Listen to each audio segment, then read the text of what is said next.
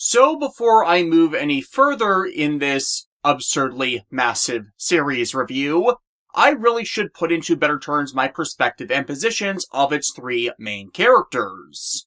And why I say it has to be three instead of either 2 or 4 people, which are popularly thought of with this series. And it comes down to the roles that the characters fulfill: the protagonist, deuteragonist, and tritagonist. Lelouch is the protagonist, obviously, but there's some misconstruing between the roles Callan and Suzaku play on that, and even some who think of Suzaku as the true hero of the story when... No. Just no. If you're paying attention, no. So let's go through all three from the top, starting with Lelouch's role of the hero in this tale, as for some baffling reason there's people who've watched the series and think he is not a hero, but a protagonist villain. Probably in part because Death Note's anime was made not long before this series, and there's some crossover in Lelouch and Light Yagami's stories in how they are portrayed. I wonder if there's a story out there where they end up comrades in arms. Though from my perspective, I believe that to be a result of how Lelouch as a character is a morally complex person that doesn't always think in a linear manner that defines his actions as solely good or solely evil. Oh, his goals are very linear and relatable. Kill his father for his objective inhumanity and hypocritical proliferation of classist racism. Discover who was responsible for killing his mom, for he and Nunnally will never be safe as long as they're still out there, which the series itself proves to be true. Throw off the yoke of Britannia's corrupt only the strongest survive society, so people he cares for that are harmed by such can have a chance to be happy without the oppression proliferated through that system. And that's basically all he wants. All of his motivations are selfless. And he doesn't exactly act on his personal desires without some form of external motivation. Hell, if it's all about him all the time, as some mistakenly believe, then one would ask, why does Lelouch start the series off as someone as ill-prepared and apathetic as he is to everything around him? He had sufficient motivation to begin preparation years before the series starts, even though at the time, he does not have the means to fight back. So if it were all a power ego trip, as the show's Tritagonist wrongly claims of him, then why has he not dedicated everything to training for the job and getting every resource and connection possible lined up in advance? それに俺たちが成り立って死んだ人間は生き返らない。うわ、刹那的。所詮自己満足。どれだけ背伸びしたって。どうせ世界は変わらない。チェックだ。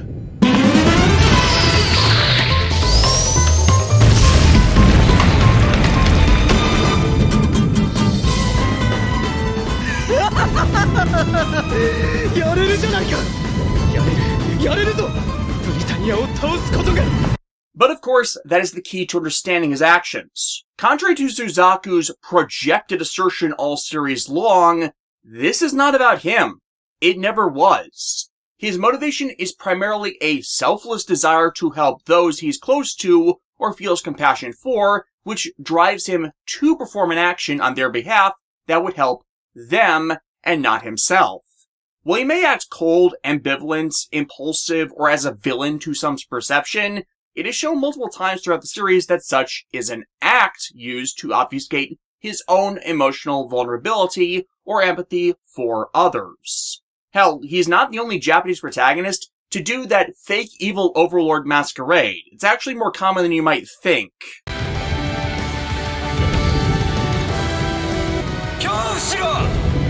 そしておののけ一切の情け容赦なく一木一草ことごとく貴様を打ち滅ぼす者の名はギラ。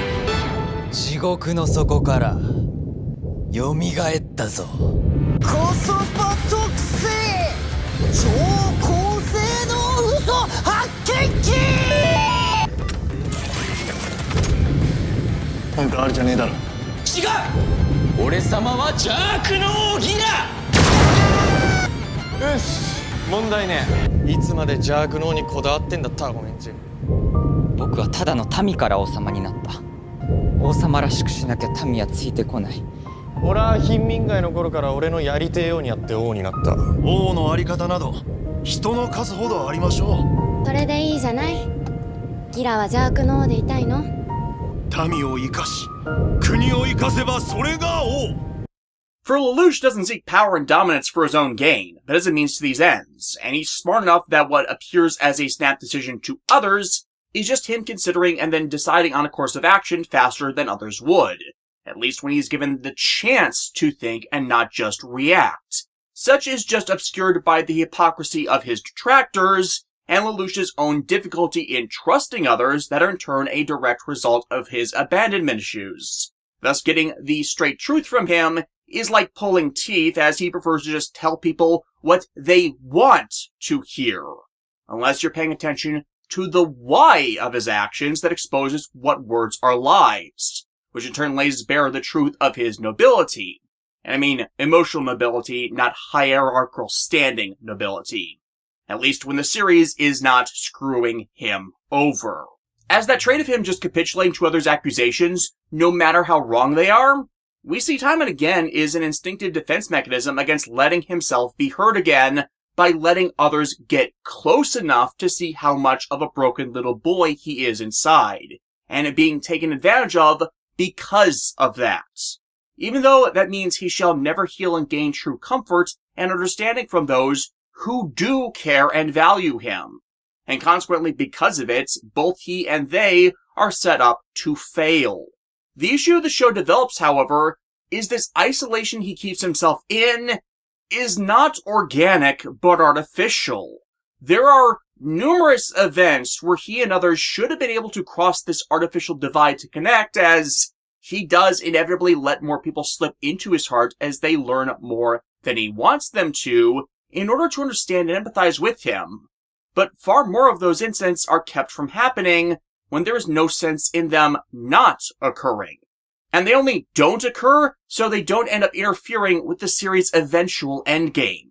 Now you will hear several times Lelouch claim his core reason for acting is vengeance, and those are all largely a lie, which many watching the series fell for, as revenge is a motivator in and of itself.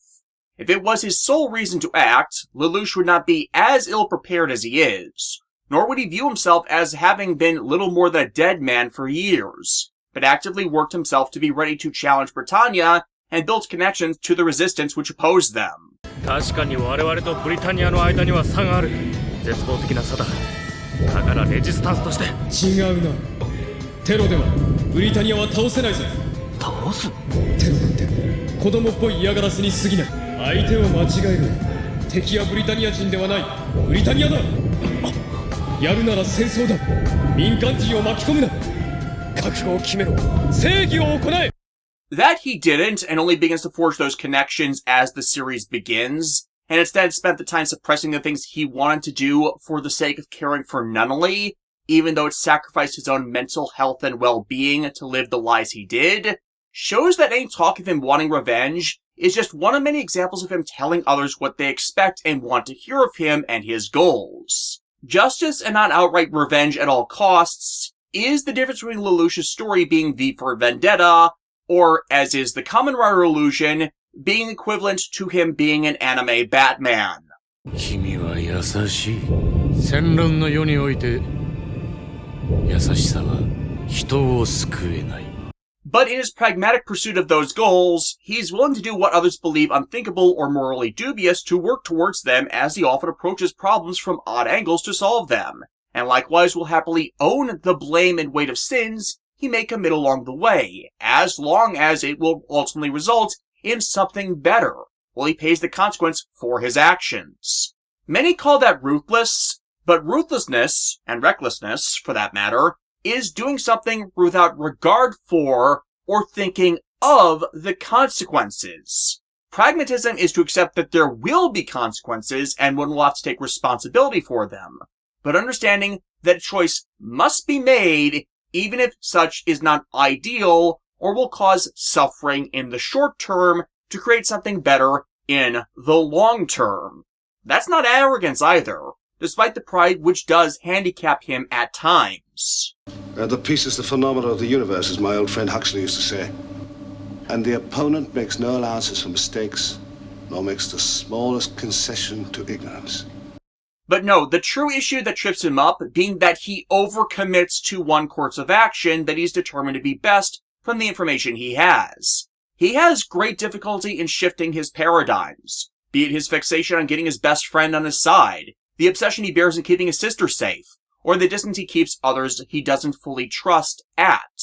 He could have achieved these goals if he was more willing to make leaps of faith and trust in others due to how he asks himself be trusted once he knows who the people he's dealing with are. For that itself is a contradiction in the philosophy by which Lelouch himself lives his life. 最初の手さ、なんでキングから動かしたの？王様から動かないと部下がついてこないだろ。 And the Shakespearean tragedy of the character, and also Callum as well, is they're often denied, for no reason at all, the information needed to make better choices than the ones they do, or have the possibility to enact the best course of action thwarted for reasons outside of their control, which are usually caused by an opposing character being an idiot, acting without thought or regard to others, only themselves. And with them stubbornly grasping for chances that have already passed, or refuse to realize are wrong.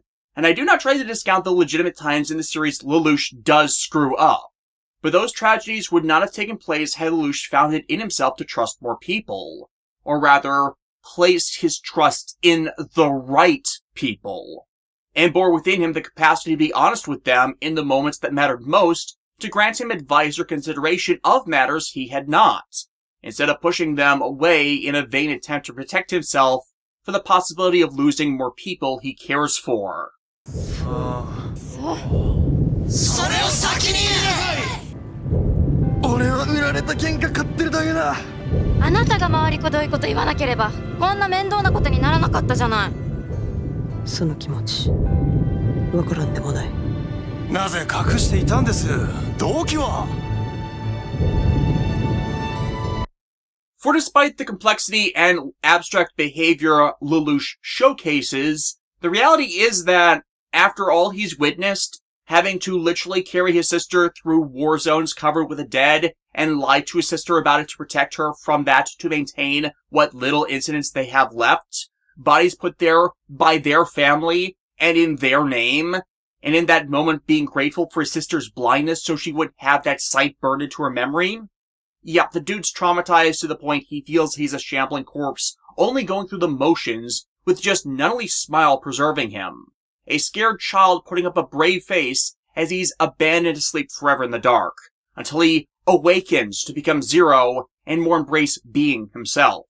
Or at least the person he most wants to be, despite Lelouch viewing himself as falling short of such an ideal. And that any option is preferable to returning to being that corpse doll, letting more suffering happen unchallenged, and enabling the world order which creates a cycle of victimization simply by it continuing. Even if that path might cause more casualties in the short term if things go wrong. Things often go wrong, though not because of solely his actions, but the ones others in the ensemble make as well that cause conflict and block better possibilities. Code Geass is very heavily a story of people appearing to act with the best of intentions, but still have disastrous consequences result from them, which they have to own up to. Until the show completely forgets to hold these others accountable and leave Lelouch to be their literal scapegoat, which is one of the things that does end up breaking the show, as if Lelouch is the only one that has to repent for what everyone else does wrong in one broken Jesus allegory. For despite what the uninformed think, Lelouch is not the Judas of this story. He is quite literally the sacrificial lamb.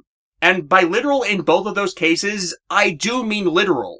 If you translate his name, it actually means lamb marked red.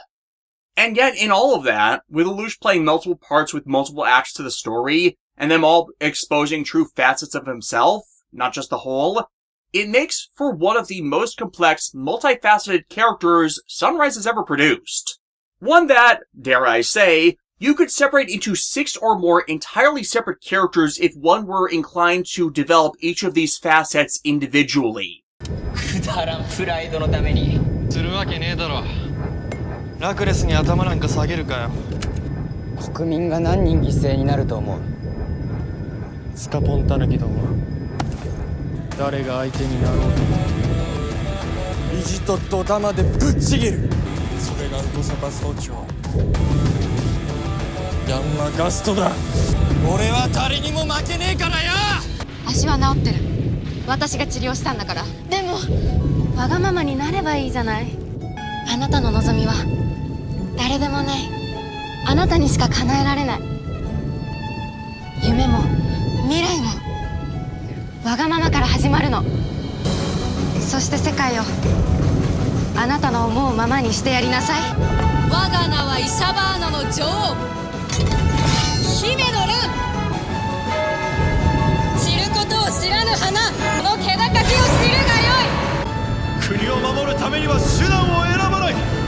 私は殿として正しいことをしたまでです。くだらんつまらん気に食わん。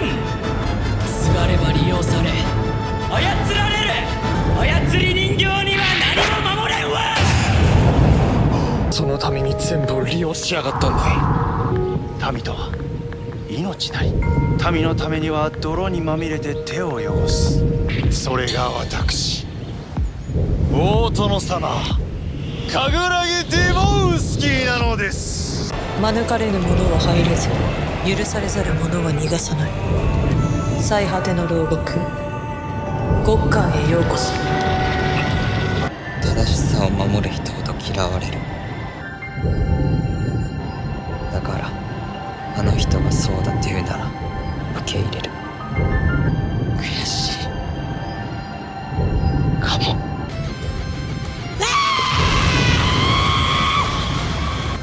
最悪やっぱそっちだったね。奴が行ったのは侵略だ。民を守ったなどとなぜ言い切れる。民がそう証言した。被害を訴えるどころか皆一様に恩義を感じていた。ギラはみんなのために悪役になってくれる人なの。奴を解放するということはこの私を敵に回すということだ。法とは王をうがつ矛。法とは民を守る盾。地が裂け天が降ろうともこのリタカニスカは揺るがない。大切な国民を守る。よくもいけシャーシャーと薄っぺらさがつけるものだ。貴様ごときに任せればこの国は滅びる。人類の敵バグナラクって言ったらどうする？バグナラクは本当に人類の敵か？おとぎ話ってのは子供を眠らせるためにある。あんたは誰なんだ？ジェラミー・ブラシー。時代遅れの語り部さ。ペンは剣より強くあれ。俺の信条だ。王様が力にすがったら暴君、名君は言葉を信じる。世界にはお前さん方の目には映らない狭間に生きる者が大勢いる。まるで消されたかのような存在が。地球の常識、掟、偏見、差別、思い込み全てを俺が書き換える。そのために俺は自らの封印を解いた。 But in the end, Lelouch takes the slot of the protagonist and hero for the tale, and not just because his name is the subtitle for the main series, but because there is no story without him, or at least not one that is told with the same depth. His tale is what binds and connects everything together as deeply as it does. I lied. I cheated. I bribed men to cover the crimes of other men. I am an accessory to murder. But the most damning thing of all, I think I can live with it. And if I had to do it all over again, I would. Which moves us into the Deuteragonist of the tale. And a Deuteragonist is the second most important actively participating character in the story. Key being actively participating. Usually having them be tied deeply to or influential in the events of the protagonist's tale, so they orbit around each other and thus drive the story forward through the events they cause or live through together. And the motivation, drive, and aid they provide the main character required for the story to function. The Deuteragonist enables the tale of the protagonist by what they provide, and how they contrast the protagonist. But the difference between the Deuteragonist and the Tritagonist is the Deuteragonist must be on the side of the protagonist throughout the majority of the tale and not seek their harm. They can have a falling out. Their relationship may become more complex, but without them, the protagonist's tale cannot occur. Moreover, a Deuteragonist, if they have a strong enough story, may supersede focus on the protagonist, or present that their perspective may have been able to hold a story focused on solely them down themselves, just not with the same scope to it. Or you can successfully tell the same tale just from their viewpoints. And for Code Geass, that has to be Callan. There is no one else that fulfills all of these narrative roles. For Callan's personal story in many ways parallels and complements Lelouch's. She was born to a noble Britannian father and Japanese mother, but with more broad reasons for the paternal distance her father has. Because Callan was born to her father's mistress as one of his illegitimate children. As is clarified in Apocrypha, her father wasn't part of her life. She grew up in Japan with her mom and brother Naoto, only knowing the Kozuki surname, and in fact met Lelouch as a child before Britannia invaded the country, which tied the red string of fate between the two of them, when among the supplies he brought for his sister, he first dropped a peach that she recovered for him, which Callan was then gifted from him as one of Lelouch's impromptu acts of kindness. They would not meet again until after the war, when Callan was eventually enrolled in Ashford Academy, the school the teenage characters of the series attend. But before that point, Callan Kozuki spent 5 years living as an 11 before her father, the Lord Stadfeld, came back into her life to claim her as his heir, as his actual legal wife could not bear children, her mother refusing to give her up to him, and instead begging her way into being a maid in this house just to stay with Callan. And thus she became, legally, Callan Stadfeld, even though she only identifies herself as Callan Kozuki. As for the first 15 years of her life, that is who she was. Though that distinction is not made any better by not just the Apocrypha, interviews, and side stories, but the merchandise and content outside the series which features her like the Super Robot Wars games. Merchandise outright flip-flops whether Callan is Kozuki or Stadfeld, while video games featuring her overwhelmingly stick with Kozuki, because much like Lelouch, her identity as Callan Stadfeld begins and ends when she is in the presence of other Britannians she must hide her true self from. And that person isn't the real her she wants to show to those she connects with, but a false self she keeps being forced to live, and she hates it, for it represents her losing everything that mattered to her, in a differing form of enslavement. For this act of her father formally acknowledging she existed is one that isolated both of them from Naoto, who by that point had become an influential leader of a resistance cell, working however he could to make the lives of those he encountered better as he looked for ways to weaken the occupation. As a result, Callan idolized her brother for him seeking liberation from chains Britannia had forced upon them, while hating both of her parents. Her father for his absence until he had a use for her, and her mother for appearing to have sold her to her father just to potentially become the man's mistress again, while she in turn suffered the barbs and ridicule of her wicked stepmother who cursed her very existence. This all informing her voiced disdain of Britannians throughout the series, as she became overwhelmingly prejudiced against them, not from distant unobservable actions, but from the personal experiences she's had of them being self-aggrandizing jerks serving their own agenda, uncaring of the harm they do.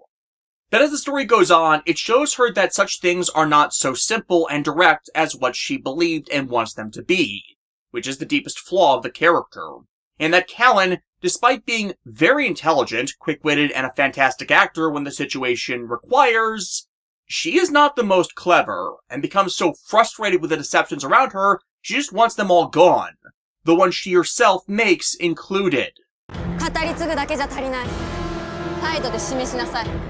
But because she so despises these self-protective secrets and lies, she doesn't always consider why someone does something, doesn't think on the action behind the word or the nature of the person performing such. And because so many members of the cast can just not let themselves be honest, she lacks the answers she needs to make informed decisions, and thus can act rashly.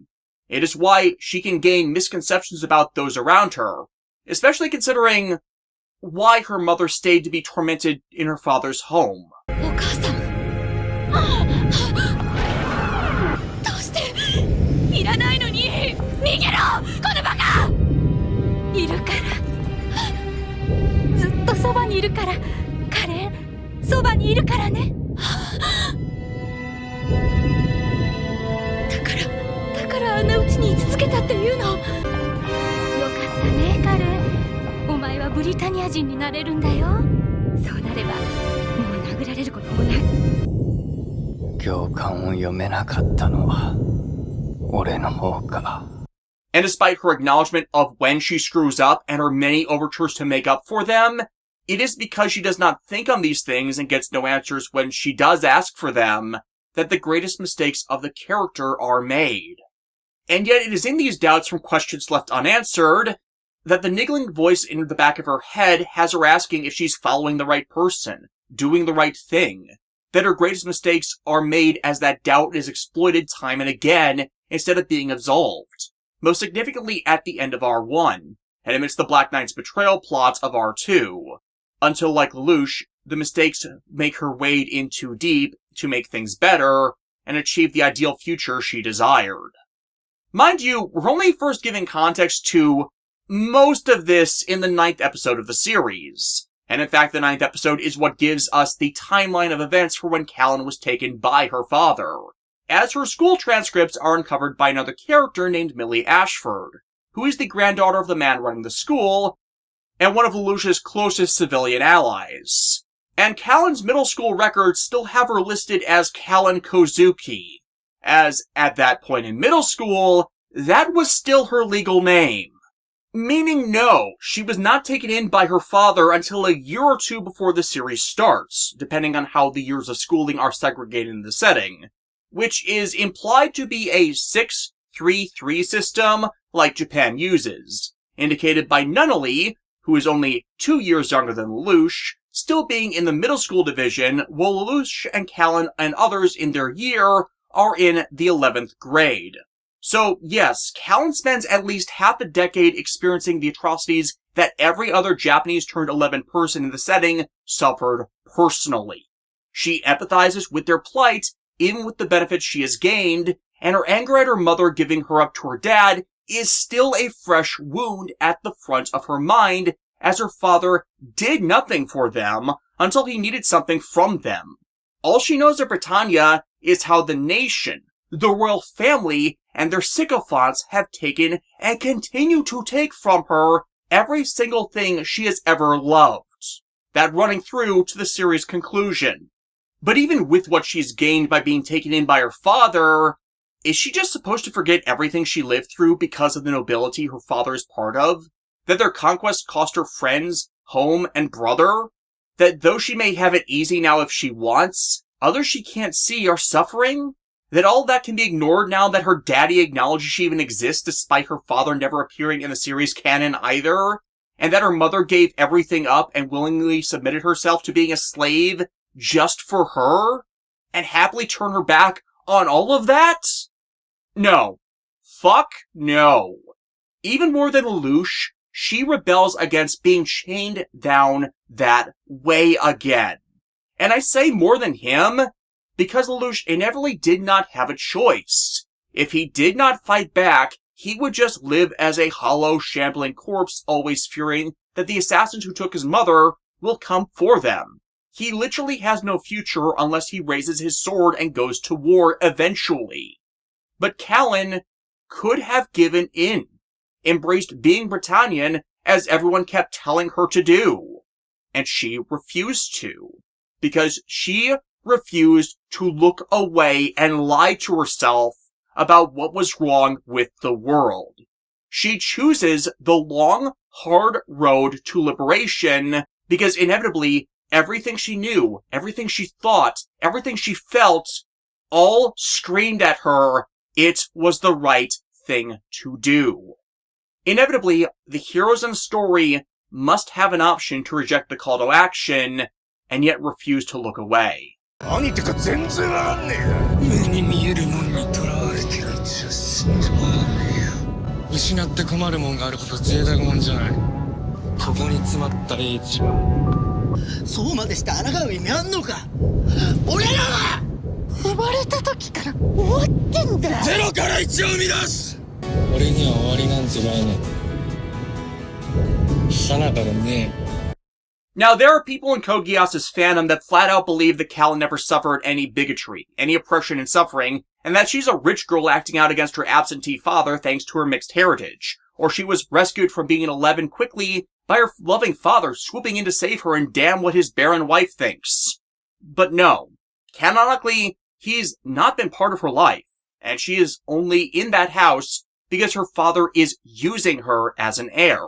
Her mother wants a better life for her than she can provide, and Naoto doesn't want her dying needlessly in the ghettos the Japanese have been forced into, or as part of the resistance. They don't consider what she wants, what she feels, or what she needs back in her life to more than just exist. And that all changes when Naoto is murdered, as he's no longer there to stop her.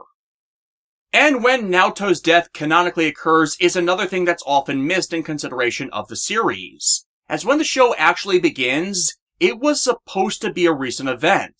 The infiltration and theft of the container that held CC and the escape that followed it were all a plan Naoto himself came up with, as stated in the first episode, that his resistance cell was acting to follow through with after he died. While we are not told in the series itself the circumstances to how Naoto died, I have been told that such is allegedly detailed more thoroughly in Callan's focus on light novel Red Tracks. But despite the book being slated for import to the Americas by Bandai Entertainment in 2013, after many, many delays, Bandai Entertainment as a publishing entity shut down on August 31st, 2012, thus denying us the book. And to my knowledge, no fan translation group has gone out of their way to translate it or even summarize it properly either. I know the book exists. I have scanned of the insert art from it that showcased Callan's early days as a resistance fighter, leading into the events where they steal CC's capsule, so it should detail this period, but I have never been able to find definitive details of its contents. Well, Naoto's death had to be not long before that for him to have planned that raid. And presumably his last breaths were taken securing something necessary to pull it off. Be it the beaten down Glasgow that Callan initially pilots, security codes that would have allowed them to enter the secret facility where CC was being experimented upon, or even information about the guard detail for the facility in the first place. It had to be something associated with that raid by the series' own explicit admissions in the first episode. But because it's unimportant to moving the plot of the story along, Okouchi's writing failures pop up, and it is never detailed to us in the main series itself. This is the frustration of being a Code Geass fan.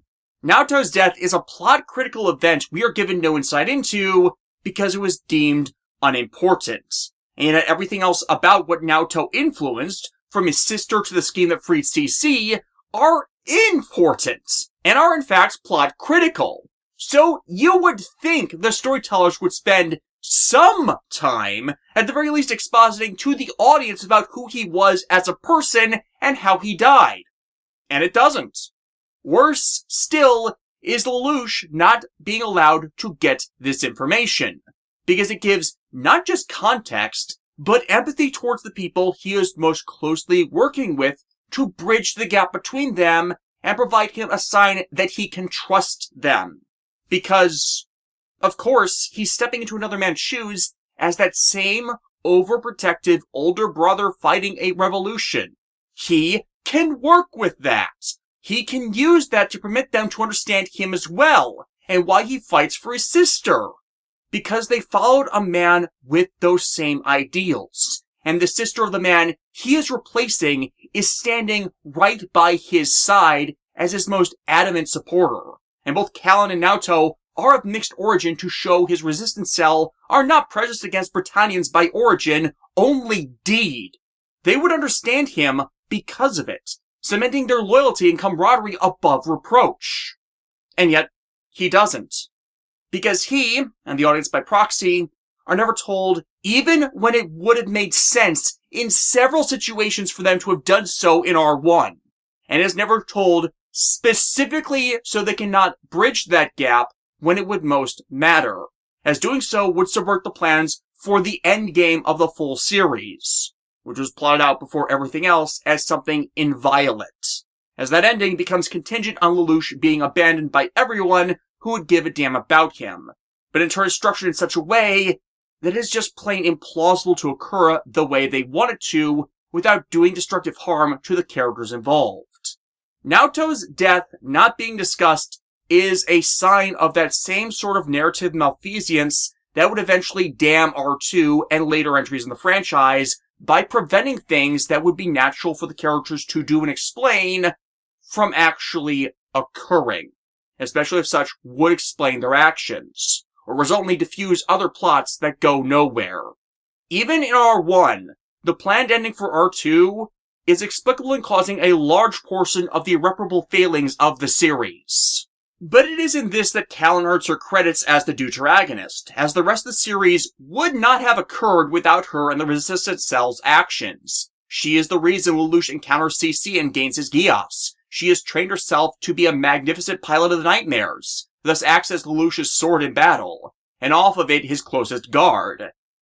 After she learns of his identity in R2, Kallen in turn acting as his confidant, sounding board, and moral support when everything he's done begins to drown him. His revolution begins, not because of the power he was given, but the support at his back helping propel him forward. This is what a Tritagonist does in a story, and you cannot replace or remove them because of the things they do in supporting the protagonist of the tale. Lelouch and Kallen together are inevitably a set with common goals and experiences, and only bad things happen when you attempt to separate them, as from the very start it seemed almost destined for them to be together. And I do mean that in narrative, character, and romantic senses.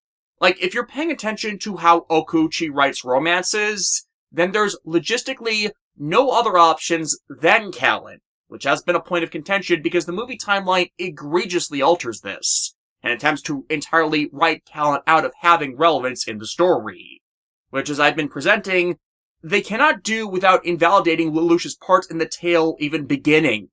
And that is consistent with what is shown of Kallen in both R1 and R2. While she isn't involved in everything, she is very heavily the impetus for actions that require Lelouch's own response or otherwise allow for or drive him to act.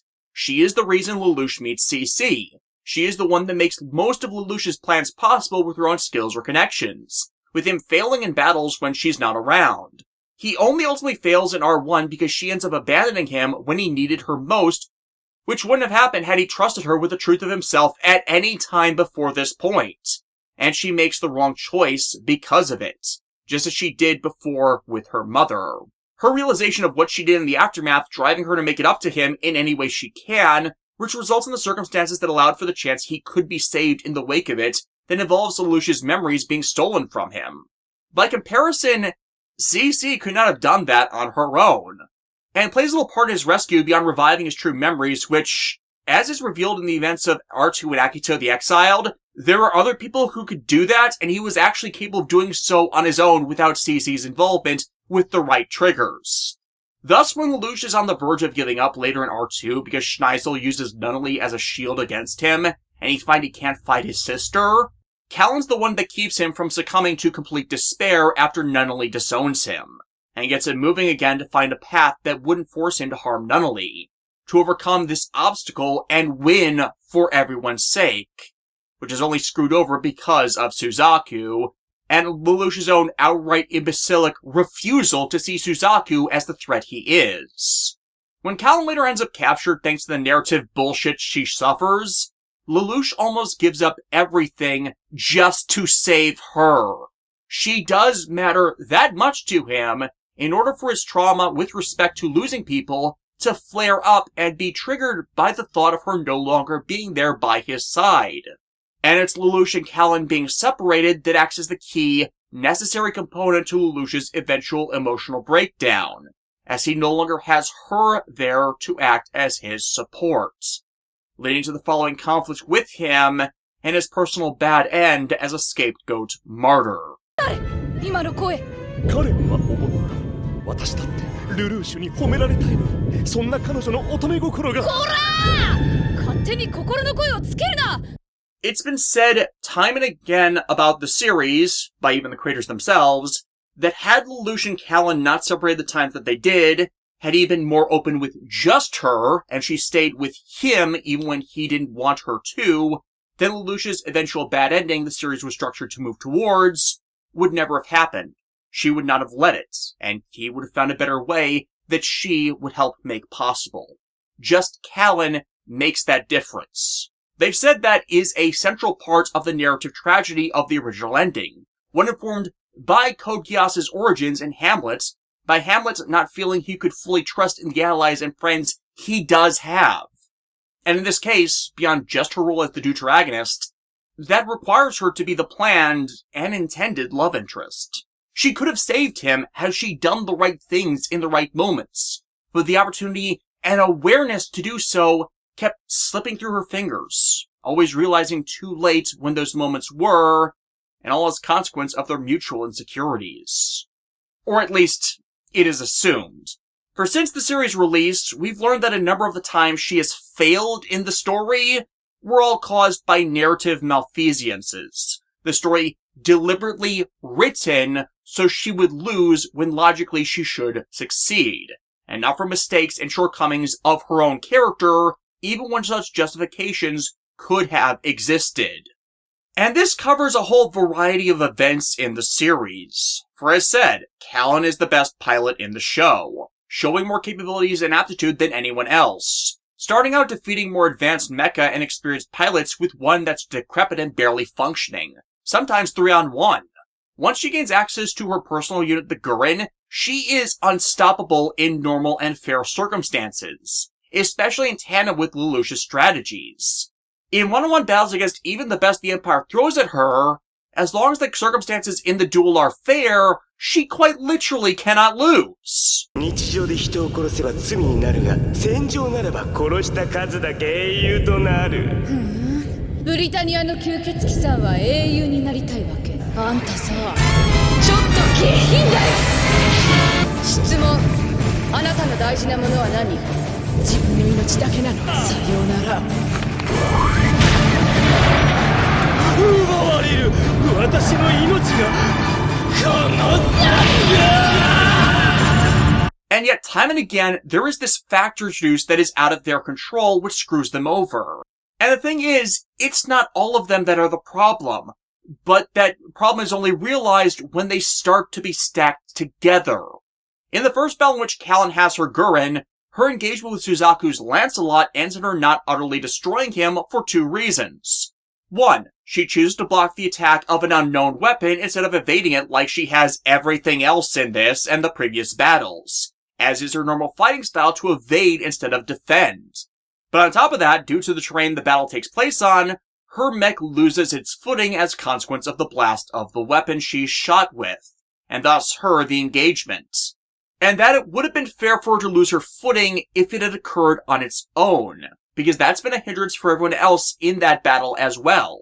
But it is out of character for her to act to block an unknown weapon, especially in the middle of a battle where she herself is getting used to the capabilities of her new machine, when it is normal for her, through everything she's trained herself to do, to dodge.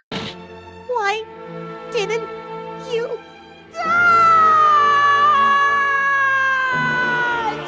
Doing both together either showcases that she is that good that it requires multiple points of intervention for her to not just clean sweep every other pilot but the most elite, or she cannot be allowed to win.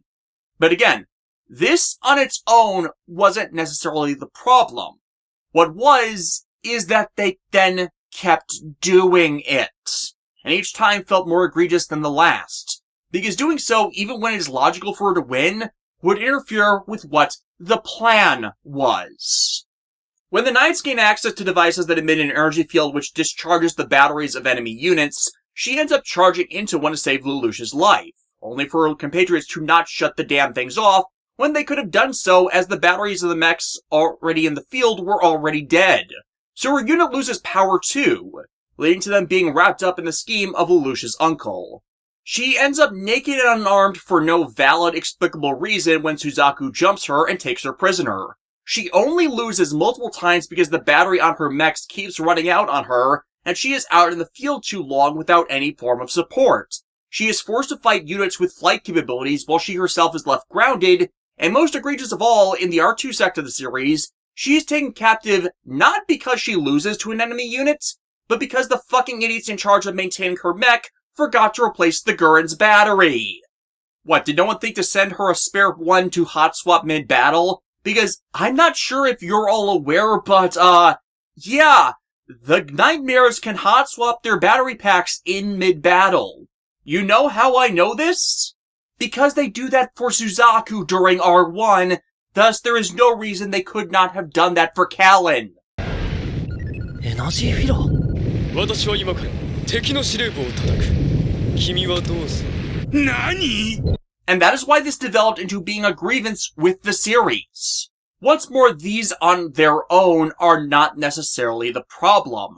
But because they kept doing this specifically to her, and no other characters face these plot-driven failures in the same way where an arbitrarily created hindrance is what messes things up, the pattern that emerges is she could not be allowed to succeed at any point. Because her doing so, her winning over these odds that they show she should be capable of overcoming, would in turn thwart and subvert their plans for the ultimate end goal of the series that involves them killing Lelouch. And yet, even that could have been forgivable had that been done with a purpose to it. Callan gaining something, anything from the longer narrative in recompense for her suffering and lasting through the trials of the tale. Even something as small as having the feeling she develops to be voiced and returned. And she's not. There are some competitors for the title in this series, but Callan ends up the single most screwed over character in the franchise by wake of the actual plot screwing her over. As she doesn't just lose everything, but has it taken arbitrarily away from her. And in ways that are not excusable by the story being intended as a tragedy. For only competitors for the title all end up dying. There's just too much baggage attached to that, especially in context to how Sunrise executives have intervened in the past to deliberately screw over women pilots in their mecha series. And Callan's treatment in the series is one of the known incidents of their executive meddling. For those not aware, the final narrational voiceover of the series was meant to be Callan's words and ruminations on how Lelouch was a positive influence on her life, and her expressing her love for him even though they could not be together, and her understanding his reasons for never telling her if he reciprocated them or not. Because if he told her, she would have intervened in his plans to martyr himself by giving him a new reason to live that wouldn't require his sacrifice to achieve his goals, or otherwise would have willingly walked with him into hell. 教えてルルーシュ、どうして戻ってきてくれたの？彼、すべてが終わったら一緒にアッシュフォード学院に帰らないか？俺は愛してる。この世で最も陳腐な言葉だ。直接的でひねりがなくありふれた表現。何より行間がない。そんな言葉は俺が書くわけないだろ。伝わらなかったら意味がないだろ。それが作家なんですよ。 That context to his actions is in fact the strongest evidence we have that despite the distance Lelouch tried to keep others at, he had gained some form of affection for Callan over the series. Whether it was true love still remains up for debate, but it would have been the most poignant closure the series could have had, by Callan continuing to live in fulfillment of Lelouch's last wishes for her, in honor of that love. ルルーシュ、君もどこからか見ているんだろう。でもナナリーが笑ってる。彼もみんなも。これは君がくれた明日そのものだ。And Sunrise didn't let them do it. This I would have walked with you to hell soliloquy instead being pushed into a character poem published within the special features of the final volume of the series' original DVDs. Interviews since then confirming that such was supposed to be the final series-ending monologue to properly allow narrative closure for everything in the wake of Lelouch being sacrificed, to tell the audience that the good intentions he fostered would be remembered and carried on into a more peaceful future, even if he, himself, had been defamed. But they didn't, because they weren't allowed to. As I inferred before, Sunrise wanted who Lelouch loved in the series to be presented as and remain ambiguous, matching the powered-up behavior that later drew more overt outcry with G-Witch, and this being the first time of the 3 incidents that Okuchi was screwed over regarding such paramour arcs.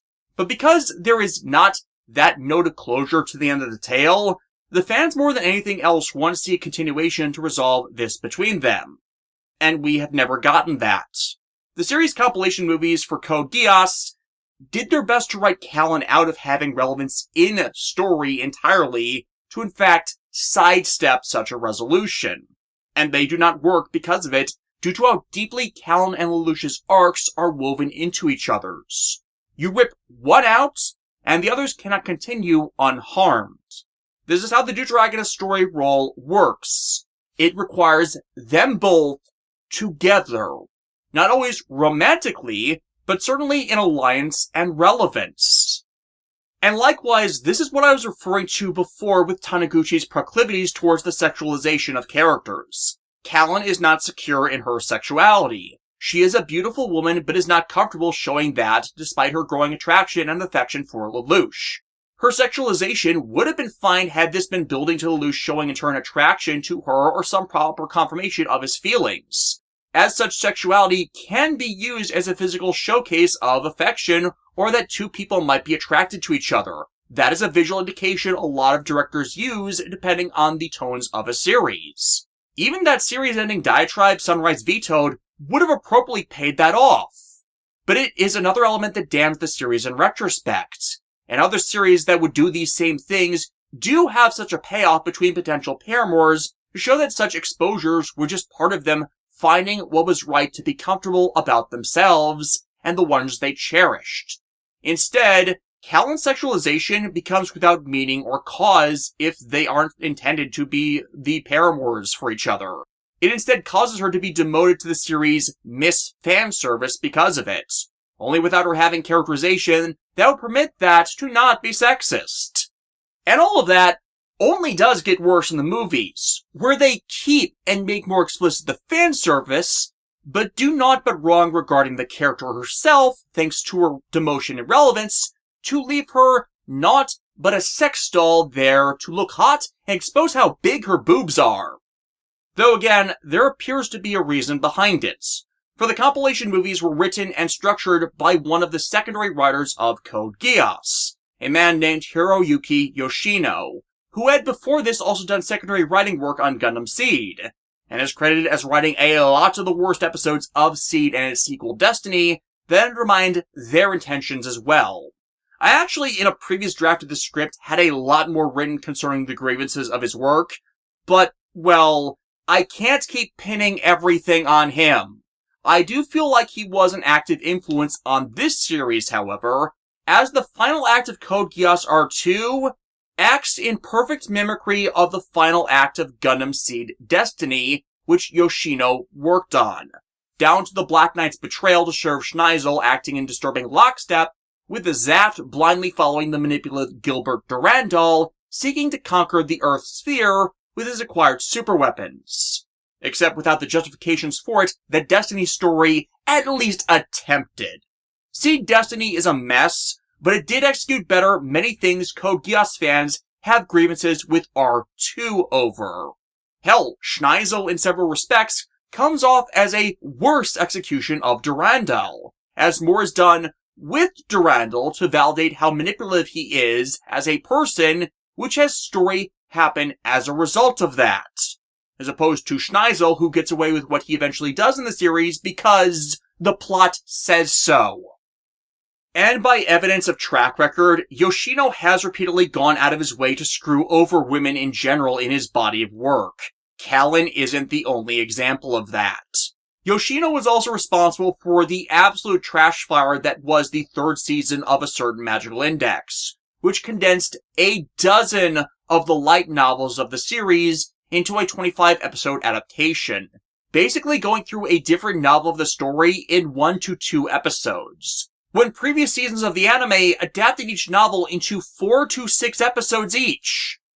And the thing is with the Raildex franchise, its author Kazuma Kamachi's writing is dense. A lot of important events happen in a small span of time that end up important to the narrative later on.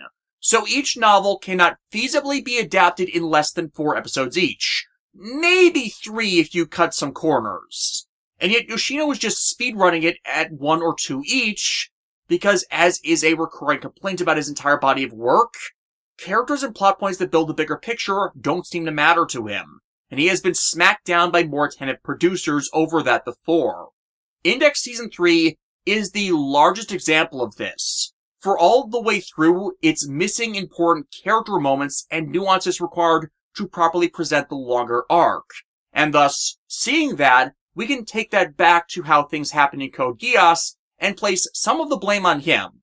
Not all of it, of course, but it is a pattern of behavior.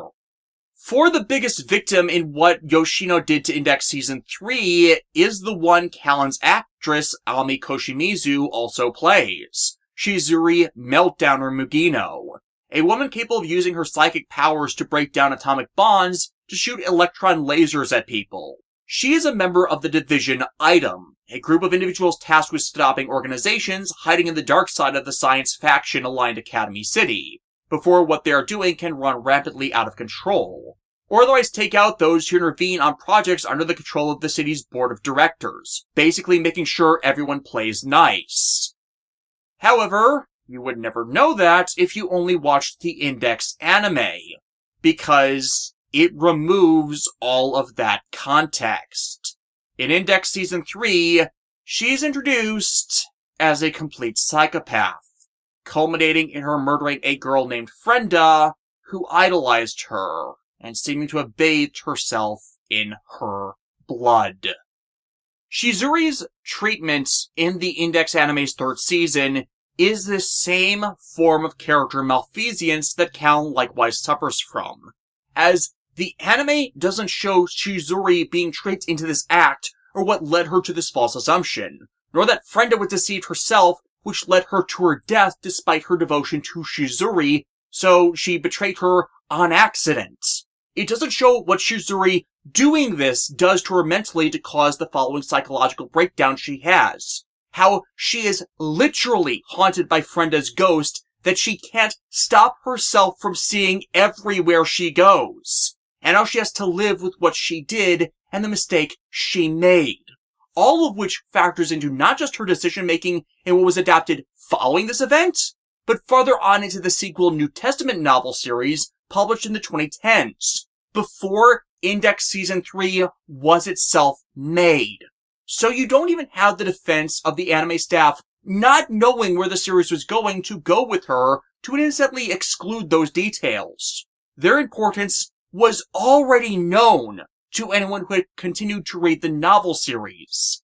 And it's not like the production staff had never touched upon the character either. Shizuri first made her appearance in animation within Index's sibling series, A Certain Scientific Railgun, whose 2nd season, which is where Shizuri first appeared, had been animated 8 years before Index Season 3 was made. And in Railgun Season 2, it actually showcases all this nuance about Shizuri to know where the lines with the character were, and what would have been required to properly contextualize this later act, with her going mad from the self-loathing behind her believing killing her friend was necessary when it wasn't. And Yoshino himself was responsible for this malignant depiction, just as he was over how Callan was sidelined in the compilation movies, and is suspected the same for the original series as well when he was assigned to assist, as he is credited with assisting in some of the least liked parts of Code Geass. I do not know for certain that he has an actual grievance with Ami Koshimizu or not, and this is just part of an assortment of coincidences. But the pattern is there where he is present writing in works that screw Koshimizu's characters over. And thus, in the wake of that paratextual knowledge, Callan's treatment is even more poorly regarded. 何も諦めることはないよ、彼。君は全部手に入れればいい。バカ。これじゃあ忘れたくても忘れられないじゃない。Which brings us to Suzaku and his role as the Tritagonist. And this point is probably the most poorly understood of the three, primarily because many do not know of the word and its definition. A Tritagonist, or Triagonist, both terms are used, is a fancy name for a main character that is constantly at odds with, and acts to instigate or cause the suffering of the protagonist and the deuteragonist, serving as no different from a villain of the story, even if they are not the actual main antagonist, and often subvert or cause conflict between the protagonist and deuteragonist that risks ripping them apart. And if they succeed in doing that, it gives the villains opportunities to win.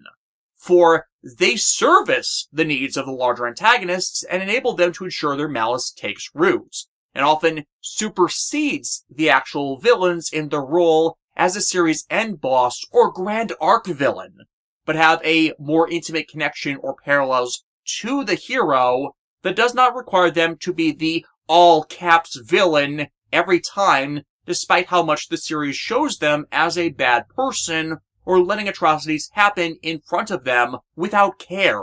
I knew Brutus was going to kill Caesar in the first act, but Caesar didn't figure it out until the knife was in his back. But that's what makes it a tragedy. Caesar couldn't conceive that his best friend would plot to kill him. And when one thinks of that, Suzaku does have that point-counterpoint relationship with both Lelouch and Callan. Lelouch had a royal upbringing despite commoner blood. Callan was a commoner with noble blood. Suzaku's ancestry connected him to the influential and commanding, but no true claim to higher station himself. Lelouch is strong in mind. Callan is skilled and intelligent, but not necessarily wise. And Suzaku, by his own admission, does not think about things, but prefers to brute force the problems before him. Lelouch and Callan have been changed by their experiences and wish to not see them repeated, while Suzaku makes the same mistakes again and again because he refuses the reality of the situations. And Insanity is doing the same things over and over again, expecting a different result. Lelouch is emotionally reserved.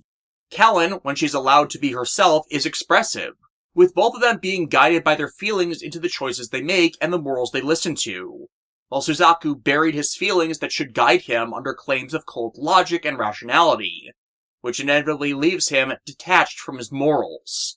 Lelouch was abandoned by all his family but his sister. Callan was left to survive with hers, with their brother protecting her, while Suzaku abandoned his. Suzaku joined the Britannians because they were strong, and the power they possess makes their might right. And he values being in the right more than a moral claim he makes, while both Callan and Lelouch saw those that were weak, beat down by oppressive hands, and had the courage to stand up and say, that is wrong. To use the power and might they came to hold for the rights of the weak.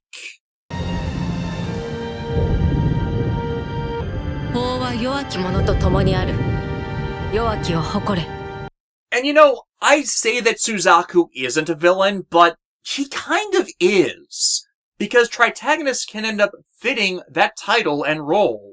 For in the strongest of narratives, the heroes and villains of the tale deliberately share common origins intentionally, so as to contrast who they are and who they choose to become. And how starting from that common ground allows these characters to organically bridge a connection despite the ways their place in the story diverges. 君は殺したいと思うほど憎い人がいるかい？ああ、いる。そんな風に考えてはいけないと思っていた。ルールに従って戦わなければ、それはただの人殺しだって。でも、今、僕は憎しみに支配されている。憎めばいい。引き返すつもりはない。ナナリーのため。あ、ありがとう、ルルーシュ。気にするな。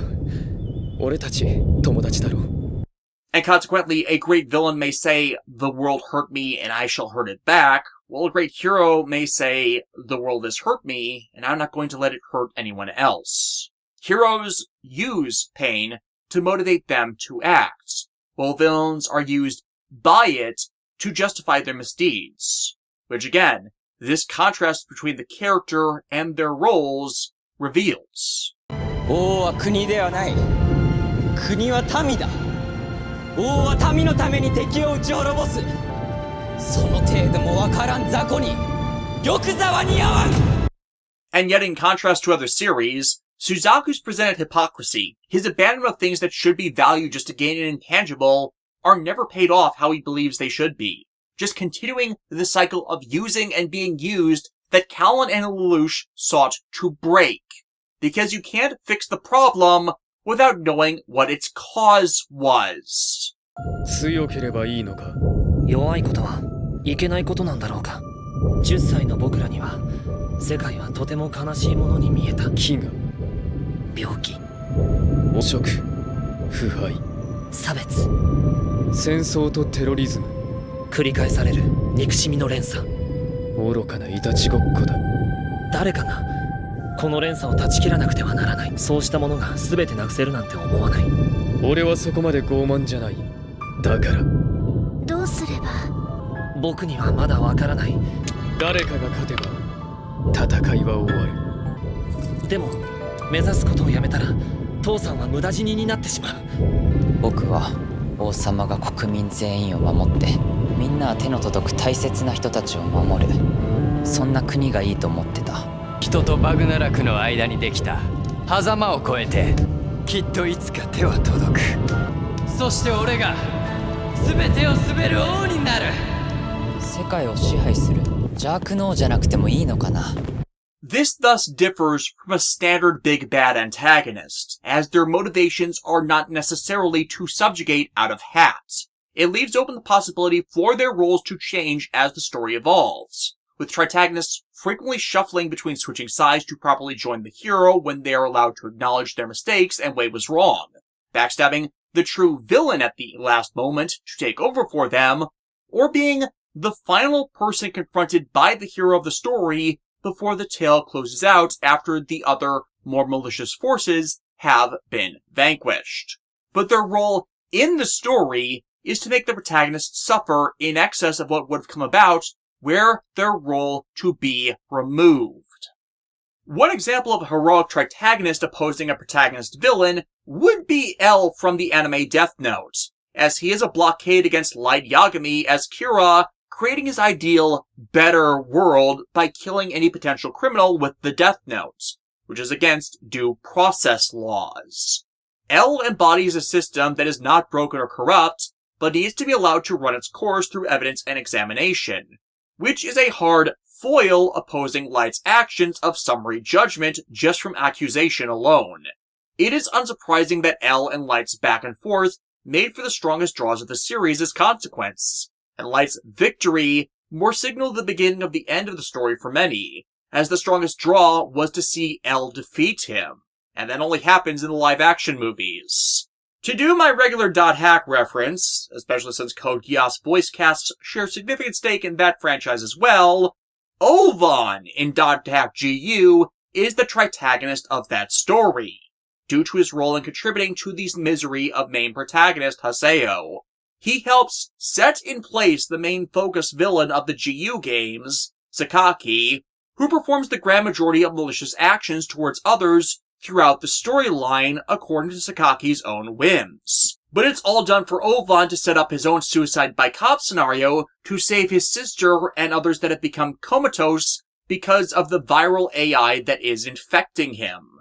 The distinction with .hack's use of such is the character is made sympathetic for his end goals, so he avoids becoming an end villain due to their lack of actual malice towards others, as he just wants to stop what has been caused to him that he is in turn unwillingly inflicting on others, and happily accepts his condemnation and penance as a result. Tritagonists that evolve into true villains don't really have that, as often the reasons they cause so much suffering is their distorted views or willing enslavement by more malicious ones, which Ovan largely lacks. It is solely his role in the story that makes him one, not any act of true villainous intent. But if you want the reverse, and a protagonist-deuteragonist tritagonist trio that actually does have the Tritagonist maliciously sabotage the relationships between the cast, and enable the actions of the antagonist to make him the largest villain of the story, You can actually look at the tokusatsu series Kamen Rider Faiz for that, which I reviewed back in 2016. Takumi Inui is the protagonist acting on behalf of normal humans. Yuto Kiba is the deuteragonist representing members of the monster faction the Orphanox that don't necessarily want to harm people, but their life experiences have left them antisocial and willing to kill if need be, though would be happy to just coexist instead of seeking domination as the main antagonists want. And lastly in that, Masato Kusaka's the malicious Tritagonist attempting to tear everyone down while in their midst, deliberately sabotaging the relationships of the series, and especially those between Takumi and Kiba, all in a failed effort to get him what he wants, which inevitably proves the positions of the actual antagonists of the series to have the valid grounding they do, as Masato represents the worst impulses, racism, and selfishness of humanity. And in these latter cases, that does match more how Suzaku is used throughout everything, since his final acts in the series is to guilt Lelouch into suicide by cop that left him to be immortalized as nothing but a monster, because he rejected taking things down a better path and provided no moral support to do things in beneficial ways. He for a long time lacks the active malice against everyone but Lelouch that Code Geass' other villains and antagonists have. But that doesn't make him a good person, just using a facade of morality to disguise and excuse what he really wants. And his actions themselves do tread and eventually cross the line into being malicious, simply due to his myopic worldview that ignores how people are suffering due to the actions of people in power, just for him to gain power himself, and all for his own self-serving justifications. 僕は組織の人間です。個人的な感情より組織の論理を優先します。 And yet rejecting emotional responses does not make you moral or right. It disconnects you from your feelings. It makes you numb, makes you ignore everything that tells you that something is wrong. And thus, when doing so, you can ignore anything you see that is wrong, just as long as it suits your needs. It is a claim to intellectual intelligence in substitution for emotional intelligence. Thoughts and facts should be all one listens to, not feelings, but one that falls flat because his decisions are made on impulses without thought put into them, just what appears to be how he wants them to be, as critical thoughts and reflection is antithetical to achieving of his goals, which in turn underlines the problem. You can't fix Suzaku. You can't redeem him, at least not in the canon story, because everything that makes him reprehensible to the audience has been baked into his character and purpose in the story from episode 1, even if one does not grasp such from the outset. I didn't mean to. Intent does not matter. Only consequences. That myopic worldview and Lelouch's one tell that so many people who watch the series miss both play into the trope of character is what you are in the dark. How you act when the masks of oneself are torn away expose who they truly are. Lelouch, though lying with ease, never lies to himself and refuses to see the world as anything other than what it is, and through doing so, understands what needs to be done for it to change, just not seeing or utilizing every advantage to help it along towards such. Suzaku, while in comparison wearing his heart on his sleeve, can do nothing but lie to himself and change his morals and views at the drop of a hat, all in the name of achieving a goal his actions put more and more out of reach. This is not something the series ever resolves, as Suzaku, while called on it, is never made to change or reflect on the sources of his regrets. Lelouch, at the very least, has people who can or learn to see through the lies to the true meaning of his actions to understand him, which does keep him grounded, until they are all taken away from him. And even then, his final act showed his understanding of his need to repent and accept the consequences of what he did, and make the many deaths he caused have some meaning, by at the end creating one grand gesture that he hoped would result in the peace and freedom he wished to bring, and the more prosperous future that was his goal. We do not see this from Suzaku. You've got to help us, Doc. We've tried nothing and we're all out of ideas.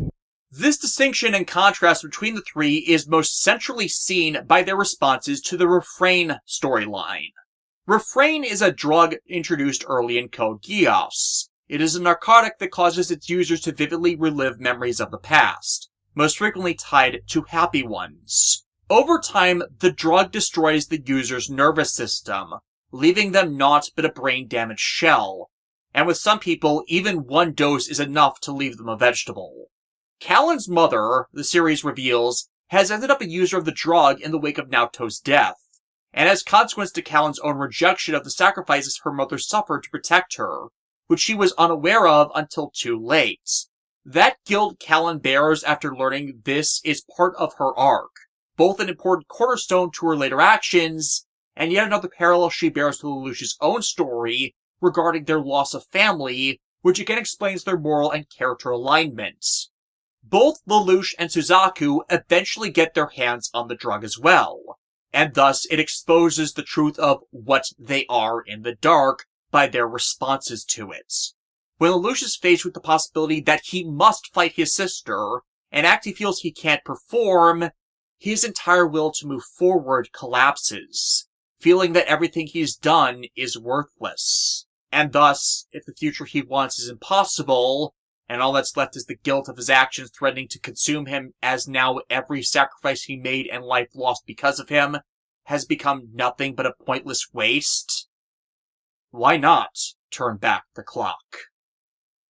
What stops him? 懐かしい昔に帰れる。ふざけないで!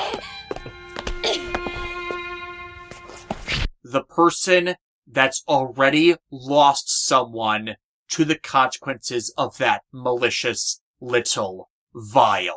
一度失敗したくらいで何よ! また作戦考えて取り返せばいいじゃない! なんだって聞いてやるわよ! だったら俺を慰めろ。女ならできることがあるだろう。しっかりしろ、ルルーシュ。今のあんたはゼロなのよ。私たちに夢を見せた責任があるでしょ。だったら演じ切ってみせなさいよ。俺がてっぺんだ。はあ、食いしばれ。痛むか。当たり前だ。僕だって痛い。これが力だ。だったら民を守るためにしか力使っちゃダメだ。一人も残さず救うために、みんなを見渡すためにてっぺんに立つんだろ。You know, there's this sect of this fandom that has deliberately tried to ignore the impact and importance of that scene, and whitewash the relevance it has in the interpersonal dynamic and character arc presented. And the movie sure did their best to write it out. They primarily do it because this was in part an essential ship tease scene between the two, only prevented from going further because of Callan's Tsundere expressed insecurities rearing their head, and Lelouch not being in his right state of mind, looking for any escape he could find to avoid thinking about what he lost, which required Callan stop him, as otherwise they both regret what they might do in the aftermath.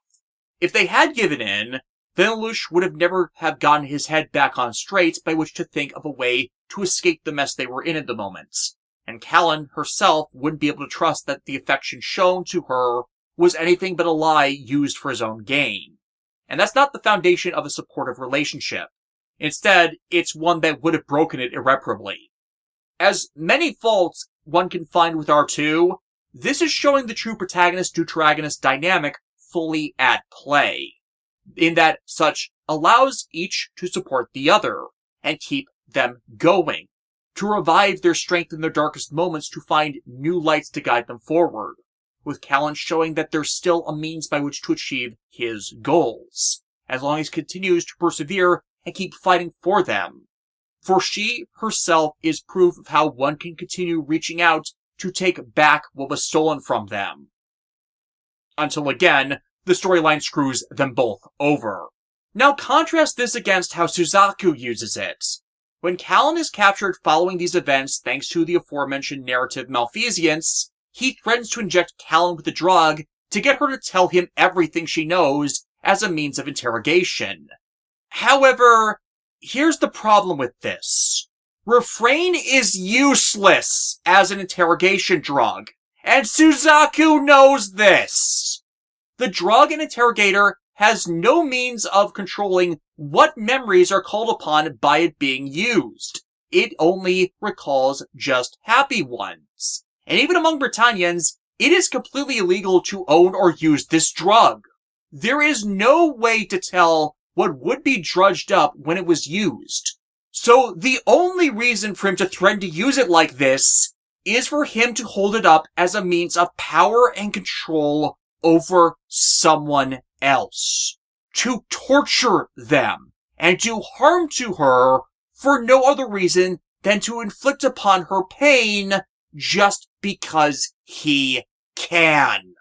Suzaku is trying to turn Kallen into a husk of herself, addicted to something that destroys her mind and body, based on the self-told lie that using it on her again and again would eventually lead to the answers he wants from her at best, or leave her such an empty husk she'd mindlessly sell out everything she loves just for her next fix from her master at worst.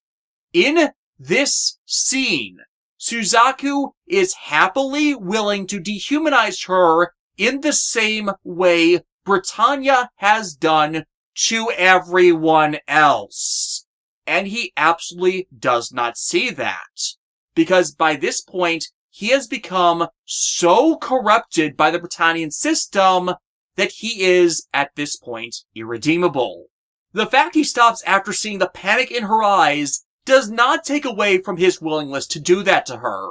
He says the reason why he ultimately doesn't is a claim that this is what Lelouch would do, which is yet another fucking lie he tells himself to dismiss the reality of the cost of his own actions, and how willing he was to do it.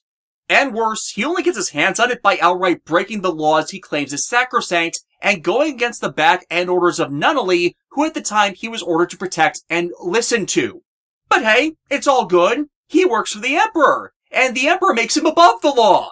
Well, that's all right then. Which continues not just the hypocrisy of the character, but the assertions by him that he can do whatever he wants because he is always the one in the right.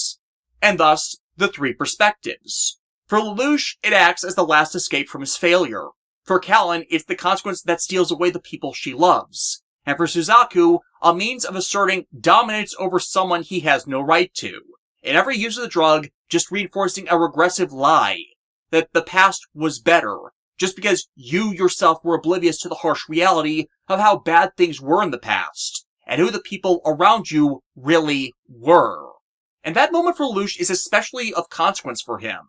As in that moment, had Kallen not stopped him and he given in, then as is revealed afterwards, he would have become everything he hated, and been no different than his bastard of a sperm donor, who wants nothing more than to return everyone and everything to what it was in the past. And Frain is an in-narrative example of how others have become twisted by that same lie.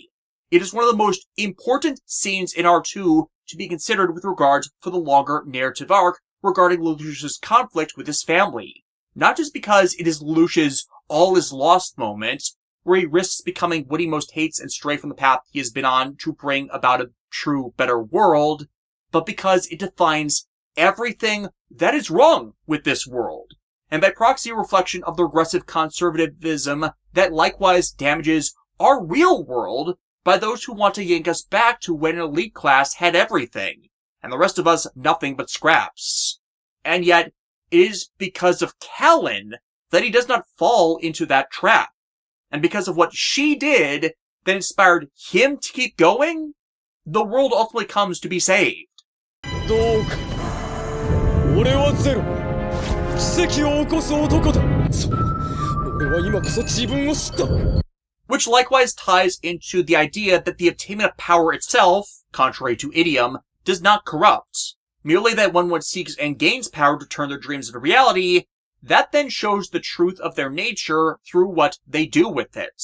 Lelouch actively used his power to try and pursue a better world for others. Kallen used her abilities responsibly and did not ever intentionally lash out against anyone innocent, and in fact, in some of the other side stories, fostered in others their own growth and self-improvement as well when they would be allowed to confide in her. While when Suzaku gained power through the system, he didn't do anything with it other than claim this way made him the winner of his argument, when nothing had actually changed as a result of what he did. He didn't help anyone, only helped himself. 忠誠と依存は紙一重。歩行は傲慢と表裏一体だ。僕は子供たちと過ごしてそれを知った。ずっと僕一人で子供たちを守ってると思ってた。同じくらいに子供たちに救われてた。守ってるつもりが守られてるし、一人で生きてるつもりでも誰かに支えられてるんだよ。And thus, while this is not the sole evidence to such, it is a showcase to why, while both Lelouch and Suzaku are those who do monstrous deeds, Lelouch ultimately is a guardian beast, Oni, and shackle-destroying demon who harms those who oppress others so they may live without fear of oppression, while Suzaku from the start was a rabid wolf pretending to be a sheep, only let off his leash to attack the enemies of those who control them, all in the name of oppressive order. 'Cause that's what I think is not understood by the sequel events they've made for Code Geass. Lelouch truly was the hero of the story building a better world, even with the mistakes he made. But Suzaku has more and more come to be realized as an unaddressed antagonistic force who twists and distorts the reality of the world with his actions to suit himself and those he serves with how easily manipulated he is. For despite how he claims to want to atone, if he cannot admit to his own faults, if he cannot admit to those he wronged the crimes made against them, or possess any desire to undo the consequences of his actions, then he is doomed to just repeat them over and over again. This is why I don't think Sunrise, or Bandai for that matter, really understand the problem with Suzaku as he was developed. You can do truly awful things when you do not take responsibility for your own sins or misconduct, and constantly trying to say or present that he's better than that without recognition of his moral cowardice immediately sours everything due to all the people he's harmed that were just fighting to help their homes and families. 教えてくれ。バグナラクは悪いやつかい？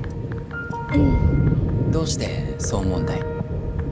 そんなの過去を知らぬ我らは知らぬ罪を背負わされわけもわからず暗い奈落の底に押し込められた。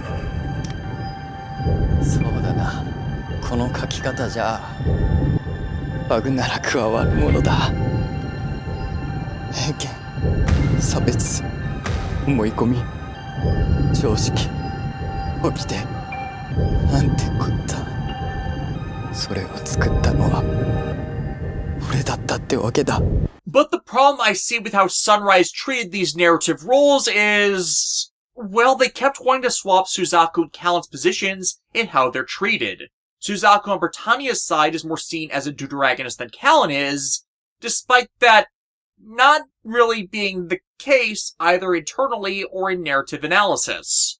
Lelouch and Suzaku are two counterweighted, diametrically opposed extremes, while Callan's the one in the middle that could have gone either way once upon a time due to her mixed heritage, and yet chose the moral position of fighting for the downtrodden long before the other two got locked into their paths. And again, this is not the first time we have seen such from a Goro Taniguchi series.